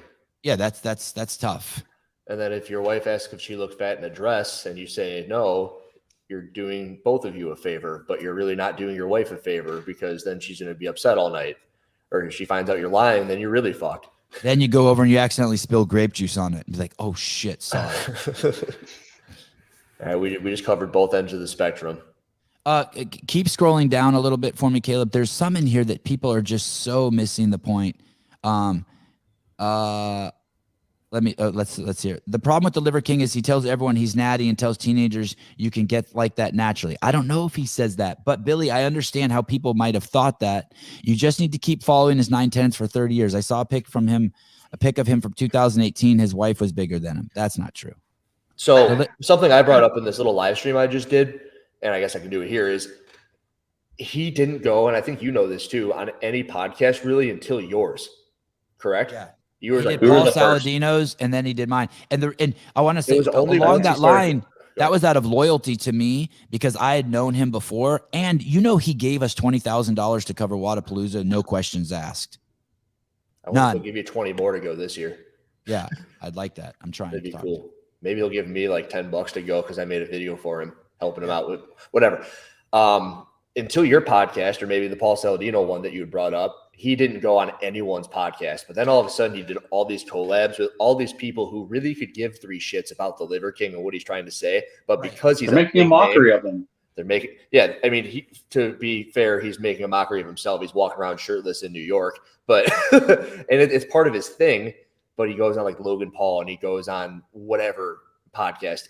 They asked him if he's on steroids. He wouldn't have been in that position had he had not done that. He could have just been doing his thing, still like kind of rocketing up the way that he was, and he would have never been faced with any of this stuff. Yeah, those people wanted him on his podcast to utilize him to get more views. It's kind of like the Joker. You know that scene where he's on the show at the end of the movie? You just had me on to make fun of me, and then he shoots the dude in the head. Mhm. Hey, why do you think that none of those podcasts have nobodies on them? Because they're not going to get views, and they really only do it to go up. Yeah. Right? They use them. How come none of the big podcasts, they basically yeah, I mean, it's so blatant that what they're doing, and don't get me wrong, I'm not judging it or against it, but it's like, when's the last time you just saw some regular Joe Schmo on Paul Logan Paul's podcast? That'd be cool though, wouldn't it? The question is, how would you even find them? Like, how would you? I feel like we have regular Joe Schmoes on all the time on this podcast. Yeah, I guess there's avenues to take. And they don't have to be regular Joe Schmoes. I don't want a regular Joe Schmo on here. It's just people who it's haven't. a difficult game at that point. No, like I'm sure you've had people ask to be on the show, and you go, "Why?" Like, yeah, for sure. Do you want to talk? And it's like if you want to go on Logan Paul, it's that same thing, but they're looking to literally be a famous person from having been on Logan Paul, and that's like, it's hard to find the right person. Let me give Joe Rogan some props. It's kind of like when he has like no name comics on his show, which he's had. And that's good, right? Yeah, that's awesome. Because People who open for him. yeah, I'm not saying you have shitty comics on or shitty people, but why not have people on all the biggest podcasts, have someone on who cured themselves of type 2 diabetes? Christine's got a point. You got a couple of no names on your show right now. I mean, you have Caleb and Hiller. Yeah, Sevan even had me on. I'm a bad example because it would be easy to argue that like the reason why I have the people on who I have on is they're the only people I could get. So I recognize I recognize that I'm that. So I don't think. Okay, here we go, Trish. I don't think that the Liver King is a net positive, but I don't care if someone else is stupid enough. You don't think that he's a net positive? How can you say that? I don't think he's not harming anybody by. I literally know a person steroids. who would get liver and would eat it and would give it to their dog as a result of the Liver King. Dude, there's tens of thousands of people, hundreds of thousands. I know one like very, very close who did it. And I was like, what are you doing this for? It was unfortunately thought it would help him look like the Liver King. And I'm like, no. And I'm like, so there's definitely people out there. But don't you think that's a net positive? In here, there's still like, what did the liver do? What did he say it would do? And it's always going to like sit in there for the rest of this guy's life. It's not beneficial to create a lie to tell the truth. I don't think he did that. That's my point, Trish. I think what he did was create a lie. Which part of that are you sitting on? I believe that he did it with the goal in mind, that he was so passionate about the lifestyle that he found that saved his kid's life, and that he just ran with it, and that it turned into what it is. By the way, did you hear what he said at the end of that podcast, of that clip last night? Have you watched that clip where he says, yeah, that's what I had reaction to. Yeah. Okay. And he says basically, hey, I talk about all the time that 85% of men have low self-esteem, and I'm one of them. The reason I wanted to do it. I was the whole reason, because when I read those emails initially, I picked up on that. when he was talking about his love handles and how his growth hormone at $10,000 a month wasn't working, and that he works out like a maniac, and he, by the end of the day, can't even stand up straight because he's so beat up, and he does all of these things to a T. I'm like, that sounds like somebody who's got body dysmorphia, mental issues. And then he was bullied when he was a kid. That is where all of this stems from, is because he was bullied as a kid. Bruce, so I have heard it from about little boys, right? Like he wants to help out younger dudes. Is this thing with those this same people? Is this thing with the son even true? So I know 2 other people who know him and knew him, one 10 years ago and one 5 years ago, and they've said it's 100% true. So would I be willing to bet my kid's life on it? Fuck no. But as a data point, you got multiple sources. Yeah. And these are people who know him, who've been to his house, who've hung out with him. Melissa Odier, do you think the entire Liver King story was planned from the leak email to his confession? I thought so until he released that one from yesterday. Unless he's the world's greatest actor, he seemed genuinely like fucked up about it. I spoke to someone over there who is a senior member of the team, and from the correspondence I had with them, it does not sound like it was fabricated. It sounds like they are dealing with it's something they have to deal with, but at the end of the day, they know that their core tenets are the 9 ancestral tenets, and that's what they need to just keep talking about and focusing on. I hope I get him on soon too. And do you know why I want to get him on? Are you asking, or is it rhetorical? Both. Can it be both? Because you're the only one who, I mean, I think you had the best podcast of them of the ones I've heard. Yeah. Most real conversation. Yeah. I swear to fucking God, it's because I want to. Everyone who comes onto your show looks better by the time they've gotten off. Yeah, exactly. And I want to be a part of his. I want to contribute to his healing process if I can. His rebirth. Oh yeah, you think it'll get a lot of views? I never even thought of that. It might. No way. Dude, the video put up last night. It's almost at 1 million already. The one, that's wow. Hey, I will say, Scott Perkins is Dalton. Dalton was on for the first hour. What a gentleman. Love that guy. What a class act. No, that's me. Excited for him. I am really surprised at how many people are being nice to him. There are a lot of compassionate comments in there. Are you surprised at how many people are being nice to him? I think for every 2 bad, there's 1 good, and that seems about right. No? I mean, I thought everyone would just trash him. Yeah. Why do you think that people miss your message that you're sending in that video, that they keep focusing on the fact that they feel lied to? That they personally watch something and they feel lied to? Why do you think that wasn't even the message of your video, but yet that's what people are stuck on? I think it's because of expectations. They set themselves up for failure. I've got a couple of ways that I could think about that. Do you have the time to be all that invested in somebody like the Liver King? Or do you just see what it is for what it is and you're like, oh, okay, I got you. And then you move on with your life. Like sometimes I think that there's too much invested into something for whatever reason. But I just saw what he was doing. I've always known that he was using steroids. And at the end of the day, I think that what it came across as is he was trying to make people work out, exercise, sleep better, eat better, remove themselves from technology. And I was cool with that. But I've always known that. And I don't know why. And I never ate liver. Never ate liver because of him, thinking it would make me look like him. And I don't know if I'm an expert, but I'm informed. Yeah, okay, you're informed. I think you're an expert. Compared to me, you're a fucking expert. So, Gigi Strong, people feel like he was actually talking to them personally. Hey, I got a way I can put this. About 6 or 8 months ago, you said something would improve the quality of my videos vastly. Do you remember what it was? Microphone. And? More shirt. Oh. Depth of field.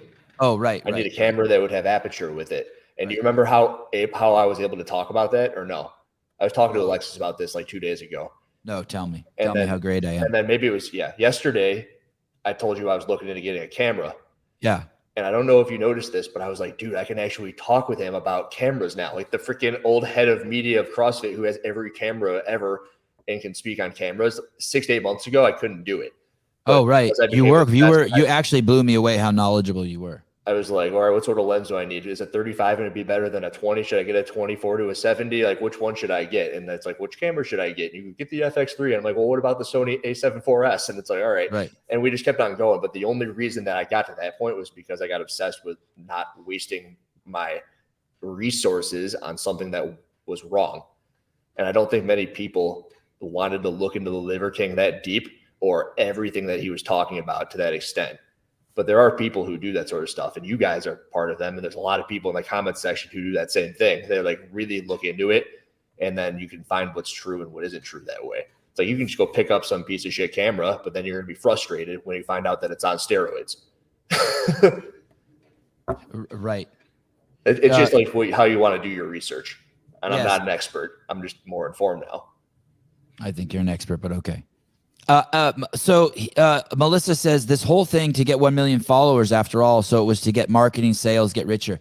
Here's the thing. I don't think that I see what you're saying, but I think you're looking at the second, third or fourth or fifth floor of the building. The thing is this, he did it. He stumbled across this to save his sons. And it would be so easy to argue and retort to that he wanted the 1 million followers. Sure, there's nothing wrong with wanting to make more money. I love doing this podcast. I love it. I would not do it if I didn't love doing it. I sure as fuck know Caleb wouldn't be doing it if he wasn't fucking in part of an equity camp. But it's not. Let me tell you, I'm the first person to tell you I can't wait till I make $100 million a year off this podcast. Oh, that'd be cool. Me too. Thank you. I knew I liked you for a reason. So just because he wanted to get 1 million followers so that he could spread his message more and make more money and get his supplements to people, I don't see that as undermining his.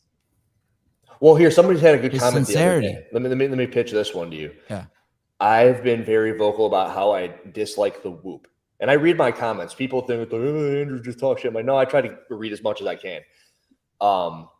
Once it comes out that the Whoop sucks, which it does. And it's very comparative to how the Liver King came out about how he's on steroids. Does it not? Are they comparable in the way where you can say, well, at least it's making people work out the same way where at least the Liver King promoted? Yeah, because that was my kickback was in every video, even like when I push the Buttery Bros a little bit. Like it's cool they got the community, and if the community is what makes them work out harder and they want to get at the top of the leaderboard, then that's all well and good. And if you want to spend your money to get there, and it helps you, hell yeah. But if you're somebody who really wants to know about the metrics, then push it away. How much does a Whoop cost? I believe it's $30 a month. How much does just the watch thing cost? I believe you sign up for the subscription at this point. When I first got mine, it was $100. And you get it free if you sign up for a subscription. They send it to you. I believe so. But it's basically a dud if you don't have the subscription. And what's the minimum subscription you can buy? $30 a month. Oh, so you can just sign up for 1 month and you get that. You can sign up for a longer period. It gets down to $20 or $22 a month.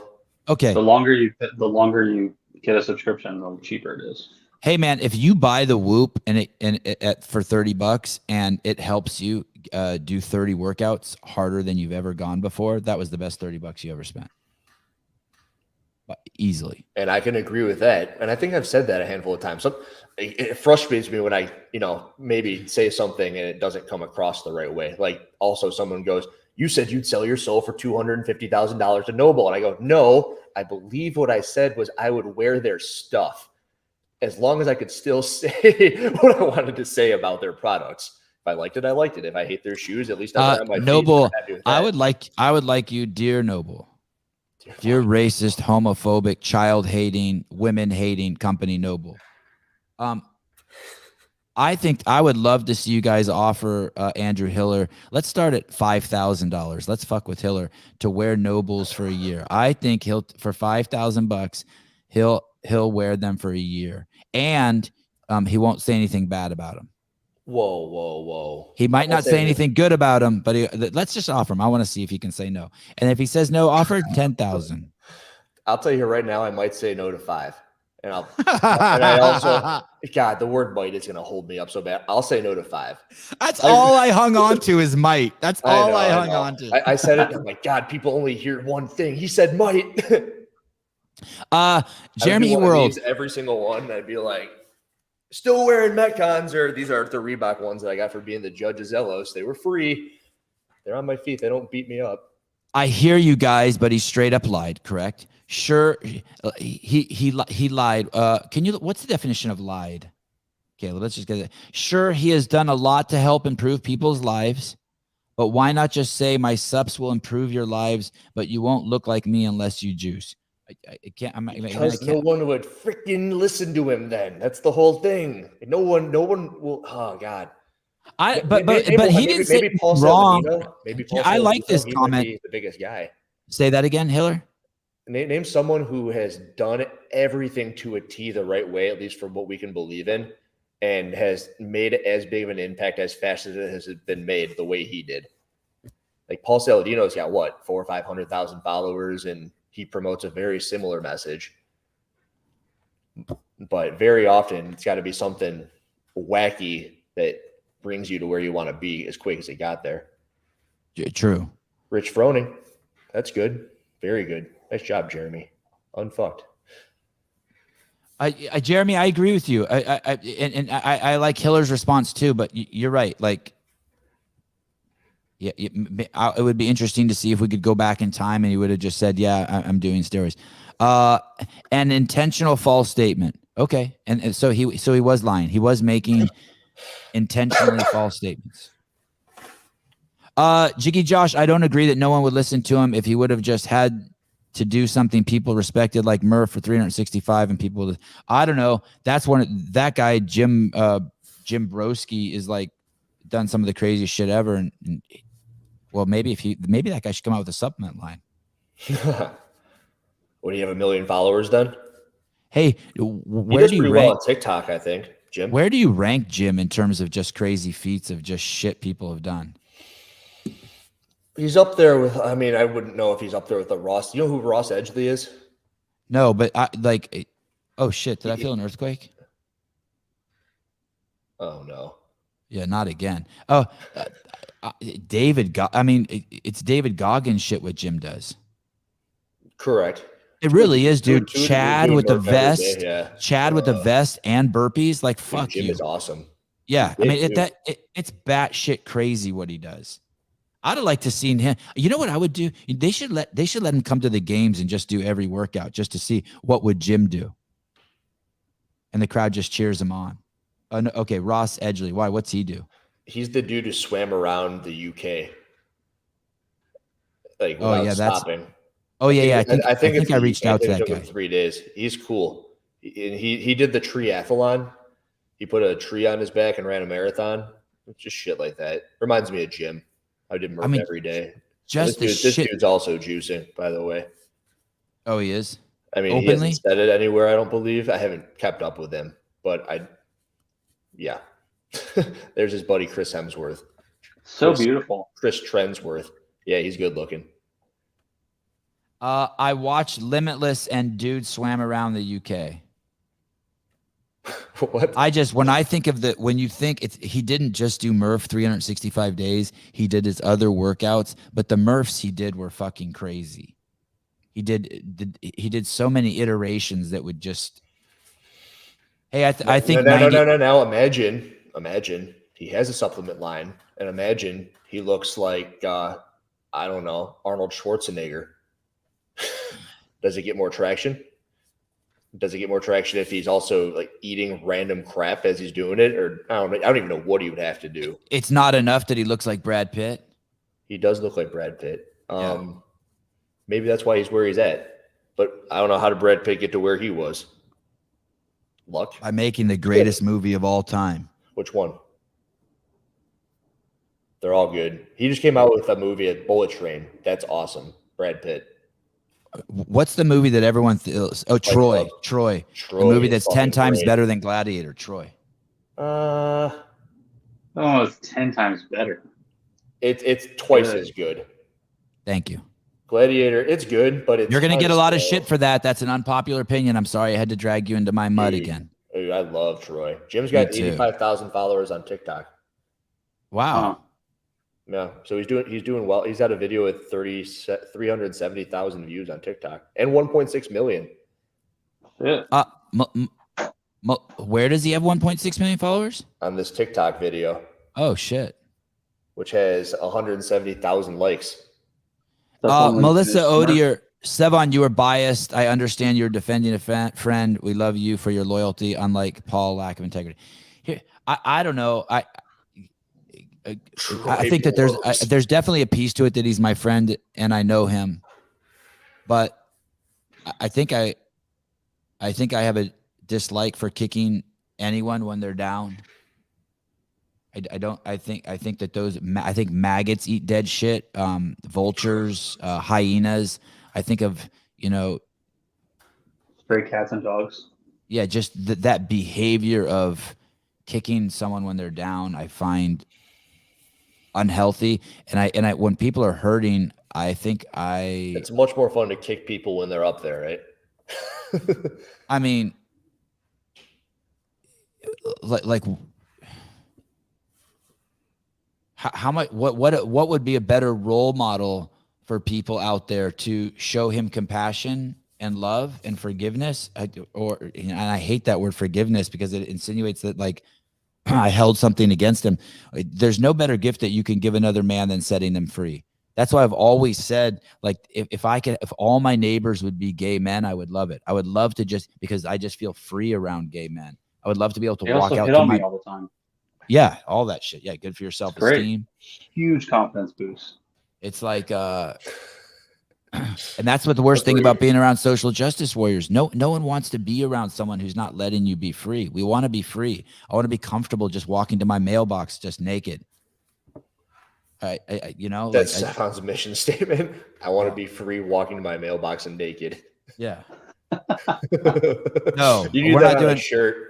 I'm not doing it. I'm in Newport. Dude, I woke up this morning and I saw that you had been live for Dubai and I was like, what the fuck? And I saw a link. I was like, no, I missed it. Bill Grunler's a fucking stud, dude. I clicked on at 4:30 and you were on with Bill. I was like, no. God, Bill Grunler's a stud. He How came on. Was it good? I thought we were good. I thought we were great. I can't believe how much fun I had with Grunler. Yeah. They had a guy and they had a guy at the bottom of the stairs for a while and the guy at the top. But I just had fun hanging out with Bill and we had, I don't know, 1,000 people come through and watch the show. Like we held about 250 steady. It was cool. And with no notifications. Why aren't these people? Why wouldn't someone at Dubai just be like, hey, Sevan, here's our schedule. We're going to give you 2 fucking slaves that we have here in Dubai, and they'll hold iPhones for you and film shit for you, and you can cover the event. Like, I don't think they have slaves in Dubai. Whatever. I'm just being hostile towards my Middle Eastern brethren. Caleb, is it 40 degrees where you're at in Dubai right now? So are you saying why wouldn't they give you a schedule and someone to record for you? Like, dude, we can we could jerk anyone off. We can blow anyone up. We can love on any event. Like if you're throwing, like even the PFL, they just had Kayla Harrison fight. If they would have just like once a week sent me people to interview for the last year, they would have made an extra $500,000 this year. If Dubai was like, hey, Sevan, we're going to give you 2 guys with iPhones here, and we're going to give you the schedule, and we're not going to give you our stream, but we're going to just let you, like what we do for Wadapalooza. I mean, we only bring good shit to events, and it's free for them. Are they worried they would detract from, are they doing a stream? Yeah. Are they worried that it would detract from their stream or no? At the end of the day, I think all they should care about is promoting their event and their sponsors, because they're not making shit off their stream. But I mean, look at we don't. I think we only enhance everything we do. Yes, Sevan. Bruce Wayne. I would have given Bruce Wayne a T-shirt and a airline ticket in the luggage compartment, and he'd have gone and done it. We can jerk off anyone and blow them. Yeah. Thank you, Heidi. Yes. Yeah, we totally can. Yes. That's why we have Heidi. That's why we have access to Wadapalooza. No, I didn't ask about this specific event, but I've contacted those guys before, and I've contacted those guys before on Instagram, and it's not. I don't have the bandwidth to jump whatever. I don't recall what the exact details were, but I didn't have the bandwidth to jump through the hoops they want. It's not like, I mean, like we're going to cover Wadapalooza. Can you speak on those hoops? I don't know them. I don't know them either. I can't think of them, but let me tell you, we're going to cover Wadapalooza. I didn't read the email. Let me tell you how Wadapalooza works. We're covering the Zealous Games, and I get a text from the vice president of Loud and Live, the vice president of sport over at Loud and Live. Hey, great. And I got a text from a lot of people. Great job on what you're doing. You guys are doing some game changer shit. A few days later, I text him back. Hey, dude, I'd love to do anything I can with Wadapalooza. Okay, cool. Let's jump on a call. We jumped on a call. We talked to him for 5 minutes. He's like, hey, really, you need to be, I love all this. Can you talk to our media director, Shayna? Now, next week, we're going to talk to Shayna. It'll be done. That's it. All they ask is like, they said that I think the only thing they said is they asked me not to hate on, and they gave me like someone I shouldn't hate on. And I'm like, yeah, no problem. I don't have to hate on that person. For a price. That entity. And that's it. And so now we're going to go to Wadapalooza, and we're only going to add value to their event. I'm sure Will Branstetter is going to make some cool Wadapalooza shit. We're going to have fucking our regulars on. We're going to get to see John Young and make fun of him, and Tyler Watkins and Spin. And Matt Souza's already bought his ticket there. And Caleb will be fucking like falling asleep online because he has to be on for 6 days straight doing Wadapalooza. 6 days. We get to watch Andrew Hiller do the out of his mind and cheating. I mean, it's going to be it's going to be dope. And it's just we don't take anything. We only bring and add value. We're talking about it now. So You're welcome. Are you talking about Dubai or Wadapalooza or both? I guess both. Everything, anything we talk about except the Whoop and Noble, we add value to. I don't think we're helping Whoop or Noble sales. You don't think so? I don't. You would have to be fucking crazy to buy a pair of Nobles after watching either of us speak about it, or looking at the comments of what people think about their stuff. I've heard that TYR shoes are nice. Also, I've heard that they're called tier, which is also something everyone should know, I guess, at this point. But I swam growing up, and as a swimmer, it was always TYR. And now as a CrossFitter, I've been told it's tier by people who should know, which is interesting for anyone who's curious. I want a pair of the words wrong. I want a pair of those shoes. I want a pair of those shoes. Me too. With those tier shoes that Colton was wearing were dope. Jeffrey Birchfield, by the way, if anyone is interested, Pay Him Camp 3, that's Josh Bridges Camp, is up and going. If you want to participate and work out with Josh in California, what's the dates on that? I know. You know what's so crazy? What's cool about Josh's camp? I heard mom and her son went to one of his camps. Josh is cool as shit. Hey, Josh is a real one. If you meet Josh, he's actually going to be cooler than you actually think. Like if you think he's a 10, you're going to meet him and you're going to think he's a 12. He's cool. Sevan, you have to kiss some ass. Don't wait till they come to you. I did. I DM'd him and we started some conversations. Let me tell you something. 2 guys from fucking Dubai came out to the CrossFit Games one year. I think it might be the 2 guys who still run it. And I could not have been any fucking nicer to them. I got them into, I think, the suite, into Greg's private suite, and sat with them and got them good time with Greg, I think, as I recall. Hiller, let's get some fitness in. I'll drive down. Jeremy paid you $2 to come work out with me. January 20th. Where are you from, Jeremy? January 20th at 4 to January 22nd. And La Mesa, California will be the Pay Him Camp. Okay. Maybe I'll text Josh and have him come on and talk to him about that. So that's another thing. Like a company like Tier, I would love to work with them too and just interview that. I would love it if those people were like, hey, we got this athlete and they're amazing. Do you want to interview them? Fuck yeah. Oh, that actually seems too easy. No? Yeah. They have a whole horde of athletes now. And I always like their stuff as a swimmer. You don't think Danielle Brandon looks good when she comes on this podcast? Is that what you mean? Yeah, Mr. OPEX didn't work out so good. But I do like Wait, James. what went wrong with her? I thought it was fine. Yeah. Unless they're talking about the Noble shoes suck part, but I thought that was fine too. Okay, this is a great question. Adam Blakesley. Can we pull up Colton Merton's Instagram account, Caleb? Have you seen this shit? Are you talking about the burpees and the muscle up? My God.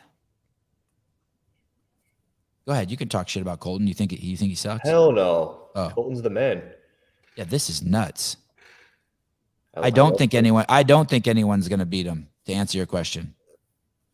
How many does he get? Does it play the whole thing? How many bar muscle ups can you do in 30 seconds? 3. 3, 4. Oh man, that lock is just 5. He's almost hitting his head of the ceiling. 6, Hiller will keep count. 7, 8. Feel free to know. I did this for an ungodly amount of time not too long ago. 10. 11. Oh, that one's questionable. 12. They're all like right there. 13 to 30 seconds. Yeah, I think that's pretty good. That's what did you get in 30 seconds? Okay, Wait, we'll talk about it after this. Is that 3? 3, 4, 5, 6, 7. It's fast. 8, 9, 10, 11, 12, 13, 14, 15, 16, 17. Nice shoes. 18, yeah. 19, 20, 1, 2, 3, 24, 5. Is he slowing down at all? 6. I don't think so. A little bit. 7, 8, 9, 30, 1, 32. Wow. 33, 34, Oh my God. 35, 6. Okay, it's got to be 36 then, huh? Holy damn. Yeah, no one's That's beating that. fast. I don't think so. I wonder where he did that. I didn't know any of his. Look at Dude, that's he's on concrete. That just registered. Holy, ow. On concrete. and look at like anywhere I picture where Colton isn't that nice. Like look at those. Those are like real garage doors, like from Home Depot and shit. I just figured like it'd be like. I He think lives on a moved. farm. I just pictured Well, it'd be he like moved, like, pigs right running next door to his around. and- parents. What is this competition? Go to the world leaderboard. Can we look at this? Can we see like what the scores are on there? Can we pull the leaderboard up? That'd be cool. Oh shit! They have an Instagram at World Leaderboard. Yeah, but there's probably also a leaderboard, and we'll see His if poor he's winning. balls. 36 and 30. Look at Bruce wants some. Look at Bruce. I did look at this, and they picked up at least 20 followers since I last looked. So Colton's got some power. He pumped them. Scroll down a little bit. Let's see. If you click on the B leaderboard, does it bring you somewhere? If you can beat this. Oh yeah. Okay. You mean that link up top, the .com link?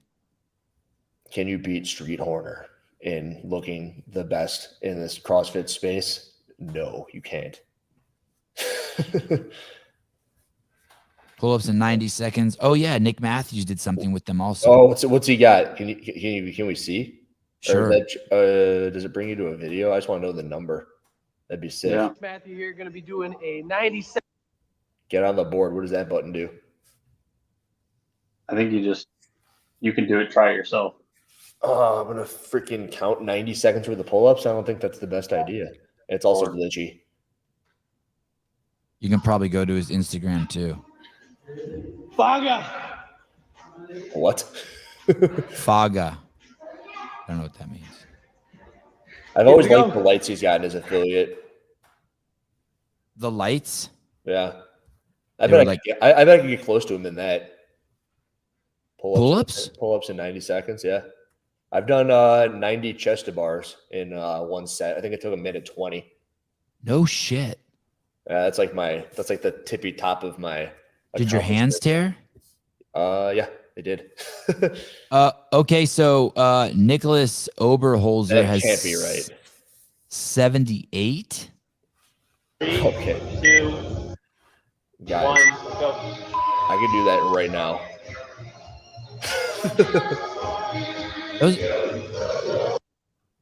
Wow. 78, 90 seconds, 1 minute.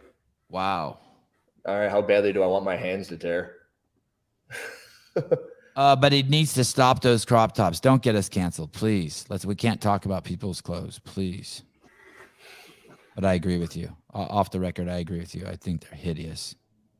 Oh, I love his crop tops. All right, fine. That's okay. Shit. All right, guys. I got to do this. Is that What? cool? Can I go do this 90-second pull-up thing? Fuck yeah. Holy shit. You're crazy. Wait, have you worked out today yet? I did, yeah. I got a really workout. Oh, God. Don't hurt yourself. Like pull a lat or something on my show. No, I'll be fine. I'll be fine. Oh, my God. Are you kidding me? California You are hormones, nuts, man. dude. You are nuts. It's only 78 pull-ups. Wow. I weighed 202 this morning. Holy cow. Oh, my goodness. That's Heidi it? Kroom, do it. Are you can't. He's going to hurt himself. He's too big.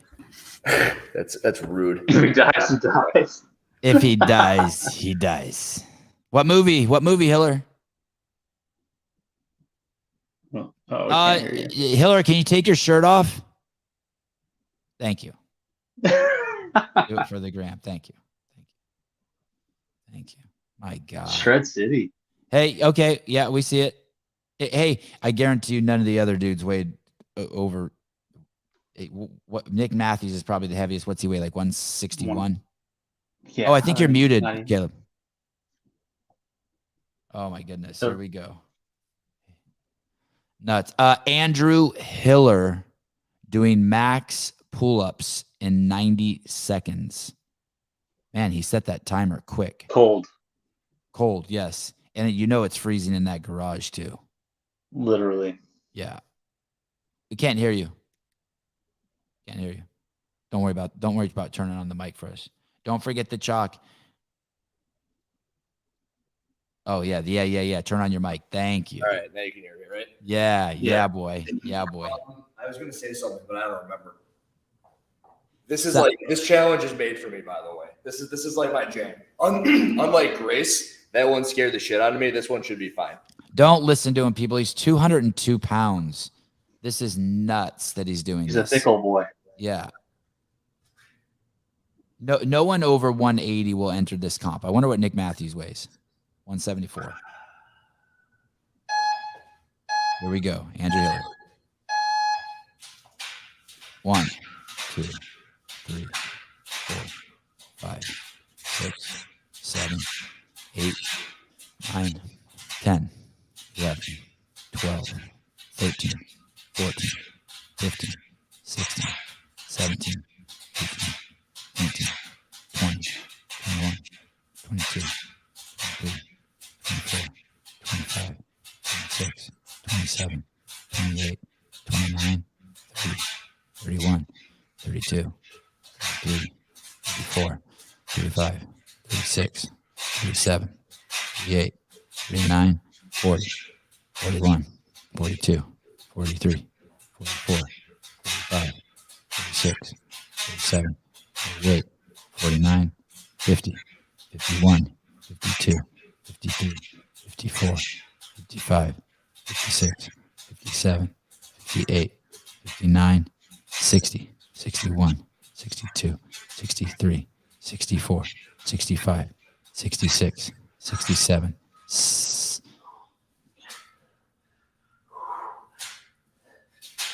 68, 69, 70, 71, 72, 73, 74, 75. 3 more. 76. 2 more.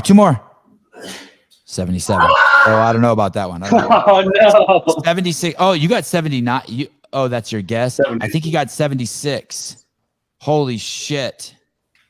Maybe 77 at the buzzer. Hey, let me. Wow. Oh, nice Oh, tear. shit. Oh, shit. Oh my god. Hey, Hiller, let me see your lats. Flex your lats for me. Yeah, crazy. Fucking nuts, dude. I'm pretty pissed Beast. off. What was the record there? It was 77? 78. 78. Oh my goodness. All right, I'm calling California Hormones. Chase Bryan 918. Damn it. If on that note, you said it, Chase, not me. CA Hormones is located in California. They serve all 50 states, I believe, in the United States. Is that true, Andrew? Yeah, true. Someone the other day said they don't service one of the Carolinas. I don't think that's true. If you use the code Hiller or the code Sevan, you will get a free doctor's consultation. If you live in California, you can get your blood work for free. If not, your insurance will pay for your blood work, and you can still get the free doctor's consultation with them. And I am sitting in the in Newport Beach in the California Hormones Estate. Yeah, palace. What a stud. Hiller's the man. I know, Eric. That was nuts. I'm upset that I couldn't do it, but whatever. I'll try again later. Why did you? You You didn't even beat the second guy. Huh? I didn't even beat the second guy. Wait a minute. I did beat Nick though. Yes, You beat, crush this Nick. is true. All right, I get a yeah. consolation prize, right? Hey, Someone said I should have come down, and I didn't even think of that. I could have broken it up. why did you stop? Were you losing your grip? Yeah, I felt Because you look strong. I felt that go. Oh, So yeah, I felt my grip going, and I should have just come down. I thought it had to be unbroken, which was stupid. hey, if let's say you were to do that and you had time to warm up, what's the temp in the garage, by the way? I have a heater in here. It's nice. It's 65. Okay. How would That's you cold like? for Sevan. Yes, freezing. How would you have liked to warm up for that? My arms are fucked. They're all cramped up. How would you have liked to warm up for that? What would you have done to warm up? Rowing, skiing. Probably mixed in some pull-ups in between those. PVC pipe pass-throughs. Ring rows. Probably would have taken upwards of 15 minutes to get ready for that. Yeah, do not try that at home. That's good, right? Oh, yeah. Nice. Yeah. Whatever. Look it's good when David likes it. Oh, yeah. Thanks, David. That guy's a hard dude. Hardened man. Crud. I do want to, speaking of hardened men, I'm reading this book that you guys really have to read. The author of this book is coming on. The audiobook is so incredibly good. It's called The Longest Kill. I cannot believe the story this guy is telling. The guy who wrote it is, it's Craig Harrison's life, Sergeant Craig Harrison.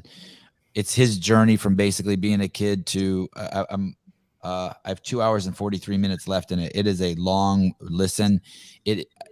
I never want to stop it. You know, one of those audiobooks, I just cannot believe. Sometimes I have to cover my face. Like Lord of the Rings. I read Lord of the Rings like in the 7th grade, I think. No way.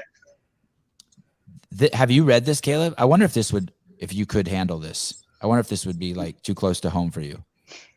I'll give it a listen. I started listening to Fighter Pilot with Robin Olds recently, so it's in the same vein. The stuff that this guy has been through in his life, oh my goodness.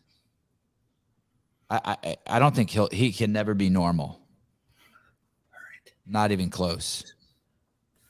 But he was really fucking good at his job, though. Really good. He's so good at his job. It's so crazy how good he is. He has so much fucking integrity.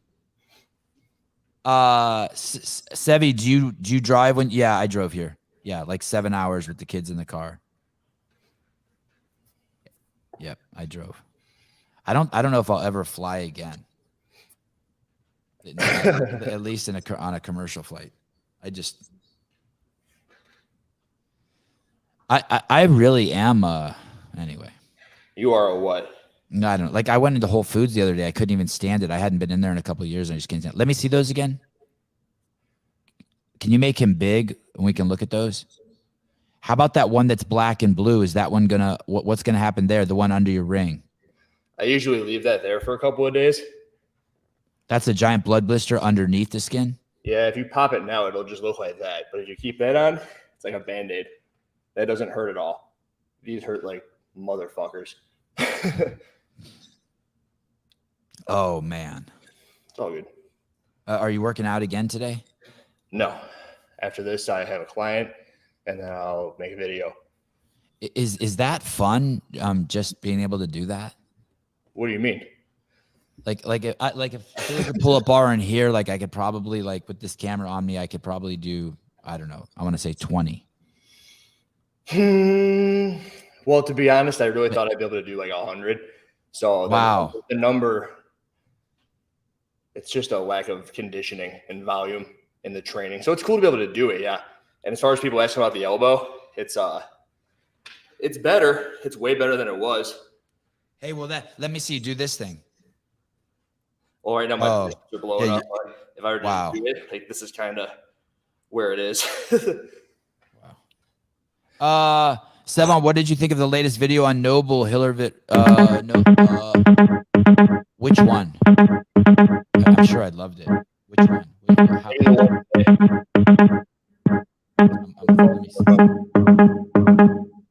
Let me see. Oh, Hillary, Caleb, you're muted. Oh, I love. There is a caller. Yeah. Oh, it's spam. Oh, thanks, Tyler. How did you know there was a caller? I could hear it. Because I can hear it. Oh, I can't even hear it. My shit's all Loud as fucked up. fuck. Caller, hi. Now they're gone. Oh, so I'm not going to be able to hear the callers, I don't think. I guess not. Because I brought the Trish wrong is back. plug. Now she's Angela Merkel. I have know. a crazy pump going right now. I was kind of worried about my arms over my head. Oh, wow. The whole world hurts. So, okay, I got to figure out my shit. There's a plug I didn't bring. I'm going to have to order one on Amazon.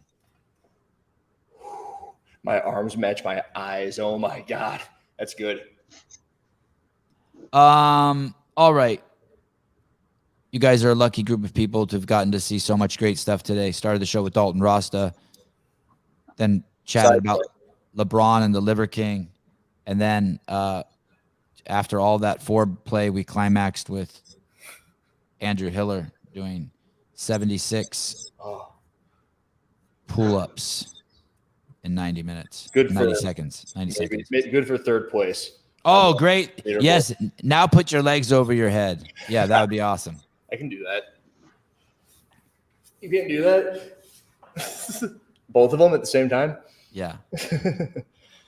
All right, guys. Thank you, everyone, for checking in. Andrew Hiller, thanks for jumping on with us.